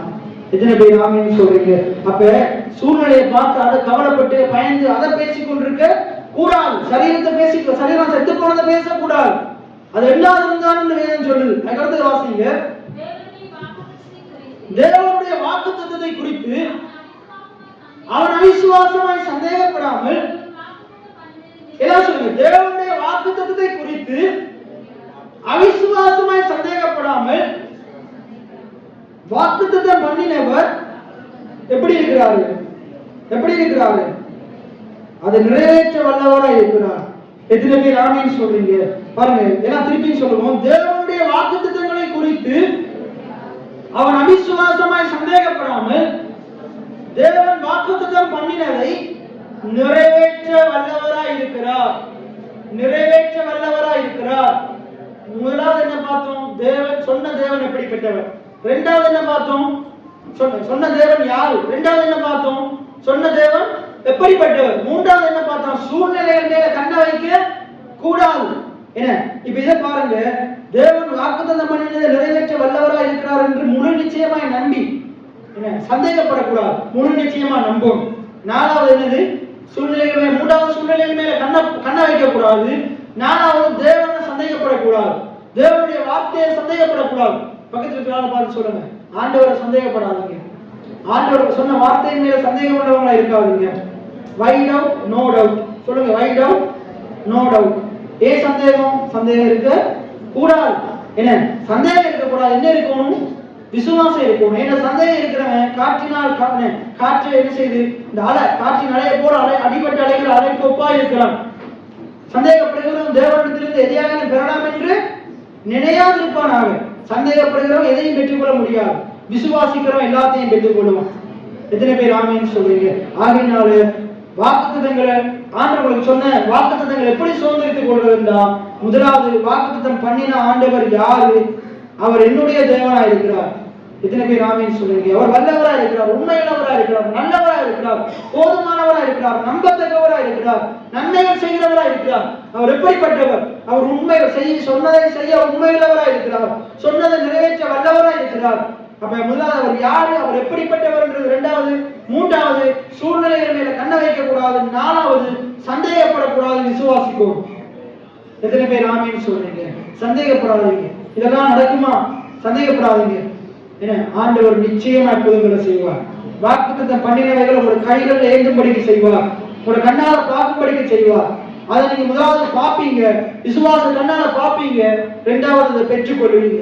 எத்தனை பேர் ஆமீன் சொல்றீங்க? எல்லாம் சொல்லுங்க, வாக்குத்தத்தம் பண்ணினதை, தேவன் வாக்குத்தத்தம் பண்ணினதை நிச்சயம் என் கண்கள் காணும், நிச்சயம் என் கண்கள் காணும். அதை நான் சுதந்திரித்துக் கொள்ளுவேன், அதை நான் நிச்சயமா சுதந்திரித்துக் கொள்ளுவேன். என் வாக்குத்தத்தம் பண்ணின ஆண்டவர் உண்மையுள்ளவராய் இருக்கிறார், வல்லமை உள்ளவராய் இருக்கிறார், அதை நிறைவேற்றுகிறவராய் இருக்கிறார். என் ஆண்டவர் போதுமானவர், என் ஆண்டவர் போதுமானவர். அவர் அற்புதங்களை செய்கிறவர், அவர் அதிசயங்களை செய்கிறவர். என் ஆண்டவர் மிகவும் நல்லவராய் இருக்கிறார். எத்தனை பேர் ஆமென் சொல்லுங்க? அதே போல நான் ஆரம்பத்துல சொன்னேன், நிறைய ஊழியக்காரங்க உங்க வீட்டுக்கு வருவாங்க, நிறைய போதனைகளை நீங்க கேட்பீங்க. இது நடக்கும், இந்த வருஷம் போன வருஷம் நடந்த காட்டிலும் இப்படி நடக்கும், அப்படி நடக்கும், அப்படி பெறணும், இப்படி பெறணும். எது பிறந்தாலும் ஆண்டுடைய பிள்ளையாகிய என்னையை ஒன்றும் சேதப்படுத்தார். எகிப்தியரா என்ன செய்யலாம்? 10 வாதை எகிப்தியரா சேதப்படுத்தலாம், ஆனா என்னுடைய வீட்டுக்குள்ள வாதை வராது. சங்காரத்தை எகிப்தியரை என்ன செய்யலாம்? சங்கரிக்கலாம், ஆனா ரத்தம் பூசப்பட்ட, ரத்தத்தினால மூடப்பட்ட எனக்கு எதுவுமே நடக்காது. இயேசுவின் ரத்தத்தால் கழுவப்பட்ட நீதிமானா நான் இருக்கிறேன், என்னை எதுவும் அணுக முடியாது. எத்தனை பேர் ஆமென் சொல்றீங்க? என்னை ஆண்டவர் ஜோபுவை வேறெடுத்து பாதுகாத்த ஆண்டவர் என்னை, என் குடும்பத்தை, என் சபை மக்களை வேறெடுத்து வச்சிருக்கிறார். எதுவும் எங்களை அணுக முடியாது, எதுவும் எங்களை சேதப்படுத்த முடியாது. எத்தனை பேர் ஆமென் சொல்றீங்க? ஆகையினால எப்படிப்பட்டவங்களா இருக்கணும்? வாக்குத்தத்தங்களை சுதந்திரித்துக் கொள்ளுகிறவங்களா இருக்கணும். சுதந்திரித்துக் கொண்ட ஆக்களை பின்பற்றணும். இன்றைக்கு நாங்க ஆபிரகாமை பார்த்தோம், பேதுருவை பார்த்தோம். பேதுரு திடீர்னு சந்தேகப்பட்டு கீழே போயிட்டார். நீங்க சந்தேகப்பட்டீங்கன்னா கீழே விடுவீங்க, ஆனா அப்படியே ஆண்டவர் விட்டுற மாட்டார், திருப்பி தூக்கி எடுப்பார். இன்னைக்கு அநேகர் இந்த முதலாம் 2 நாளுக்குள்ளே நிறைய பேர் கீழே விழுந்துட்டீங்க, சந்தேகப்பட்டு கீழே விழுந்துட்டீங்க. ஆனா ஆண்டவர் உங்களை எடுத்து நிறுத்தி இருக்கிறார். இப்ப என்ன செய்யக்கூடாது? திருப்பி போயிட்டு கீழே விழக்கூடாது. எதுக்கு தூக்கி விட்டுருக்கிறாரு? திருப்பி நீங்க ஓடும், ஆண்டவரை நம்பி போவோம், உங்களுடைய வசனத்தை நம்பி போவோம், கர்த்தர் காரியங்களை வாய்க்க செய்வார். அப்படி நாங்கள் அனைவரும் விழுந்து நின்றவர்களா அந்த வாக்குத்தத்தம் பண்ணின ஆண்டவரை நோக்கி பாருங்க. உங்களுடைய பிரச்சனைகள் இல்லை, வாக்குத்தத்தம் பண்ணினவரை நோக்கி பாருங்க. வாக்குத்தத்தம் பண்ணின ஆண்டவர் எப்படிப்பட்டவராய் இருக்கிறார்? அவர் செங்கடலை கனை நடுவாய் பிரித்தவராய் இருக்கிறார். அவருடைய கரத்தை நோக்கி பாருங்க. செங்கடலை திறந்த ஆண்டவரை நோக்கி பாருங்க. யோர்தானை பிளந்தவரை நோக்கி பாருங்க. அவர் உன்னோடு கூட இருக்கிறார். அவர் உன்னோடு கூட இருந்து அவர் செய்கிற காரியம் அவர் பயங்கரமா இருக்க போகுது. கர்த்தரை நோக்கி பாருங்க. எல்லாம் கண்களை மூடுது, கண்களை மூடி ஆண்டவரை நம்மை நோக்கி பார்க்கிறோம் சுவாமி. அப்பா நான் உண்மை நோக்கி பார்க்கிறேன் ஆண்டவரே. நீர் என் பலனும் என் ஜீவனுமா இருக்கிறீங்க ஆண்டவரே. நீர் எனக்கு அற்புதங்களை செய்கிறவரா இருக்கிறீங்க ஆண்டவரே. அப்பா இந்த நாளமா எனக்கு ஒரு அற்புதங்களை செய்யுங்க அப்பா. அப்பா நான் எனக்கு ஒத்தாசை வருகிற பர்வதங்களுக்கு நேரா என் கண்களை எடுக்கிறேன். இன்னைக்கு ஆண்டவர் உங்களுக்கு சொல்றார், உங்களுக்கு வாக்குத்தத்தம் பண்ணினவர், உங்களுக்கு நன்மை செய்கிறவர், உங்களுக்கு ஒத்தாசை அனுப்புகிறவரை நோக்கி பாருங்க. வானமும் பூமியும் படைத்த அவரிடத்திலிருந்து உங்களுக்கு ஒத்தாசை வரும். வானமும் பூமியும் படைத்த வல்ல தேவனிடமிருந்தே வானமும் பூமியும் படைத்த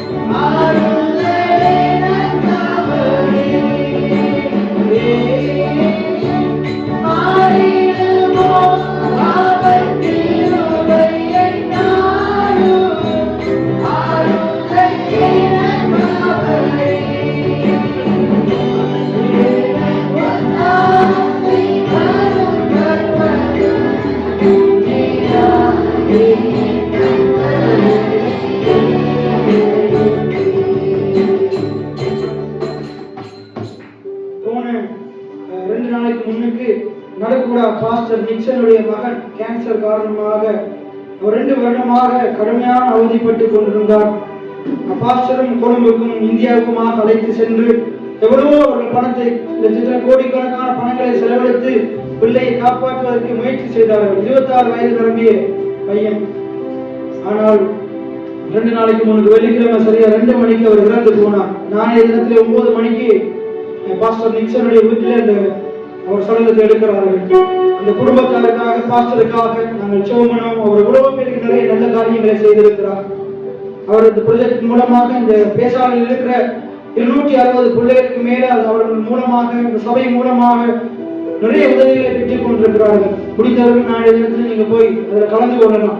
அந்த குடும்பத்தாருக்காக நாங்கள் எல்லாரும் ஒருமனப்பட்டு நாங்கள் சோமனம் ஆண்டவர்தான் அவர்களை ஆட்சி தேற்ற வேண்டும்படியாக கடவுள் அவங்களோடு கூட இருந்து ஆண்டவர்களுக்கு துக்கத்தில் இருந்து வெளியே உதவி செய்ய வேண்டும்படியாக ஆனந்த இழந்த சந்தோஷத்தை காட்டில் பெரிதான சமாதானத்தை இந்த குடும்பத்தாருக்கு கொடுக்க வேண்டும்படியாக பாஸ்டர் நிக்சனுக்காக அவருடைய குடும்பம் சபை மக்களுக்காக நாங்கள் ஜெபம் பண்ணிக் கொள்வோம். ஆமென். கர்த்தாவே நன்றி செலுத்துகிறோம் ஆண்டவரே. அருமையான போதகர் நிக்சனுக்காக அவருடைய குடும்பத்துக்காக ஜெபிக்கிறோம் ஆண்டவரே. தகப்பனை இழந்தவர்களை காட்டிலும் பல மடங்கு சமாதானத்தை சந்தோஷத்தை இந்த குடும்பத்தாருக்கு கொடுத்தீராக. என் ஆண்டவரே அந்த இடத்திலே பெரிதான சமாதானத்தை உண்டு பண்ணுகிறார் ஆண்டவரே. துக்கத்திலிருந்து அந்த குடும்பத்தார் மீண்டு வர உதவி செய்கிறாரப்பா. நாளை நடக்க போகிற அடக்க ஆராதனைகளுடைய கரத்திலே தலைவரும் அந்த காரியங்கள் நேர்த்தியும் திறனுமாக நடக்க அந்த இடத்தில் அநேகருக்கு கலந்து கொள்ள அதன் மூலமாக சுவிசேஷம் அறிவிக்கப்பட்ட அநேகர் உண்மை அறிந்து கொள்ள உதவி செய்கிறாக. இந்த பிள்ளைகளுடைய மரணம் அநேகரை உயிர்ப்பிப்பதாக ஆண்டவரே. அநேக ஆத்மாக்களை உயிர்ப்பிப்பதாக ஆண்டவரே. அப்பா நீர்தான் அந்த பிள்ளைகள் விசுவாசத்திலே பலவீனமாய் சோர்ந்து போகாமல் தொடர்ந்து பலப்படுத்துவீராக. கடவுள் மேலே இருக்கிற நம்பிக்கையிலே பலப்படுத்துவீராக. அந்த குடும்பத்தார் இந்த சபா மக்களை ஊழியக்காரன் தேற்றுவீராக ஆண்டவரே. தேற்றுவீராக ஆண்டவரே. நீ பெரிய காரியங்களை செய்ய போகிறதற்காக நன்றி செலுத்துகிறோம் சுவாமி. நன்றியோடு துதிக்கிறோம் கர்த்தாவே. நன்றி செலுத்துகிறோம். நன்றி செலுத்துகிறோம் கர்த்தாவே. நன்றி செலுத்துகிறோம் ஆண்டவரே. அவர் மூலமாக நீ இன்னும் அநேகருக்கு அநேக காரியங்களை செய்வீராக கர்த்தாவே. நன்றி செலுத்துகிறோம் கர்த்தாவே. பரிசுத்தமுள்ள நல்ல ஆண்டவரே, இந்த வருடத்தின் முதலாவது ஆராதனையிலே உடைய பிள்ளைகளாக எங்கள் ஒவ்வொருவரையும் நீதிமான்களாக எங்களை உடைய சமூகத்துக்கு கொண்டு வந்து உம்மை ஆராதிக்க, உம்மை நமஸ்கரிக்க, காணிக்கைகளை தசமபாகங்களை செலுத்த, உடைய வார்த்தைகளை கேட்க எங்களுக்கு பாராட்டின உடைய கிருபைகளுக்காக இரக்கங்களுக்காக நன்றி செலுத்துகிறோம் ஆண்டவரே. வாக்குத்தத்தம் பண்ணினவைகளை எப்படி சோதரிப்பதும் எங்களுக்கு கற்றுக் கொடுத்திருக்கிறீங்க ஆண்டவரே. இதை நாங்கள் கேட்டிருக்கிறோம் ஆண்டவரே. அதன்படி நாங்கள் நம்முடைய வாழ்க்கையை அபியாசப்படுத்தி நாங்கள் அதை சுதந்திரித்துக் கொள்ள உதவி செய்வீராக. முதலாவது வாக்குத்தத்தம் பண்ணின ஆண்டவர் யார்? அவர் எப்படிப்பட்டவர்? முதலாவது 3வது சூழ்நிலைகள் மேலே எங்கள் கண்களை வைக்க கூடாது. 4வது நாங்கள் சந்தேகப்படக்கூடாது. முழு நிச்சயமாய் கர்த்தரை விசுவாசிக்க வேண்டும் என்பதை எங்களுக்கு கற்றுக் கொடுத்தீங்களே. ஆபிரகாமை பற்றி பார்த்தோமே, பேதுருவை பற்றி பார்த்தோமே. நாங்களும் எங்களுடைய சூழ்நிலைகள் மேல் எங்கள் கண்களை வைக்காமல், எங்களுடைய பிரச்சனைகள் மேல் எங்கள் கண்களை வைக்காமல், வாக்குத்தத்தம் பண்ணினவர் மேல் எங்கள் கண்களை வைக்க, அப்பா ஒத்தாசை அனுப்புவரை கர்த்தரை நோக்கி பார்க்க எங்கள் ஒவ்வொருவருக்கும் உதவி செய்கிறார் ஆண்டவரே. எங்கள் சபை மக்களுக்கு உதவி செய்கிறார் ஆண்டவரே. இந்த போதனை கேட்ட ஒவ்வொருவருக்கும் உதவி செய்கிறார் ஆண்டவரே. எத்தனைதான் இடர்கள் வந்தாலும் இந்த பிள்ளைகள் விசுவாசத்திலே நிலைத்திருக்க உதவி செய்கிறாங்க. பேதுருவை போல மூழ்கினாலும் மறுபடி ஆண்டவரை நீ கைதூக்கி விடுவீராக ஆண்டவரே.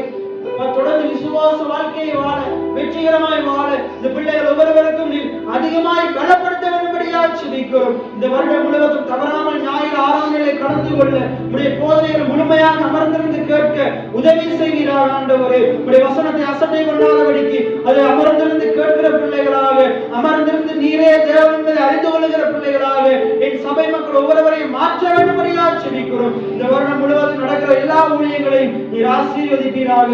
அநேக வாலிப பிள்ளைகளை ஊழியத்துக்காக எழுப்புவீராக சுவாமி. இந்த ஊழியத்துக்காக மனம் வந்து தாராளமாக உதாரத்துவமாக கொடுக்கிற களங்களை எழுப்புவீராக ஆண்டவரே. ஒழுங்காக தசமமாக போடுகிற பிள்ளைகள் எழுப்புவீராக ஆண்டவரே. இதன் மூலமாக ஊழியங்கள் சந்திக்கப்பட, ஊழியத்தின் தேவைகள் சந்திக்கப்பட, எங்களுடைய ஊழியங்களை உலக நாடுகள் முழுவதுக்குமாய் நாங்கள் கொண்டு செல்ல எங்களுக்கு தேவையான எல்லா பொருட்களையும் எங்களுக்கு தருவீராக ஆண்டவரே. அப்படி செய்ய நீர் வல்லமையுள்ளவராக இருக்கிறபடினால் நன்றி செலுத்துகிறோம். அதே போல ஜோபுவை வேலையெடுத்து பாதுகாத்த ஆண்டவர் எந்த வாதையும், கொள்ளை நோயும், பாவங்களும், தீமையான காரியங்களும், தவறான காரியங்களும் எங்களையும் எங்கள் பிள்ளைகளையும் அணுகாதபடிக்கு ஆண்டவரை எங்கள் ஒவ்வொருவரையும் வேலையெடுத்து பாதுகாத்துள்ளபடியாக ஜெபிக்கிறோம்.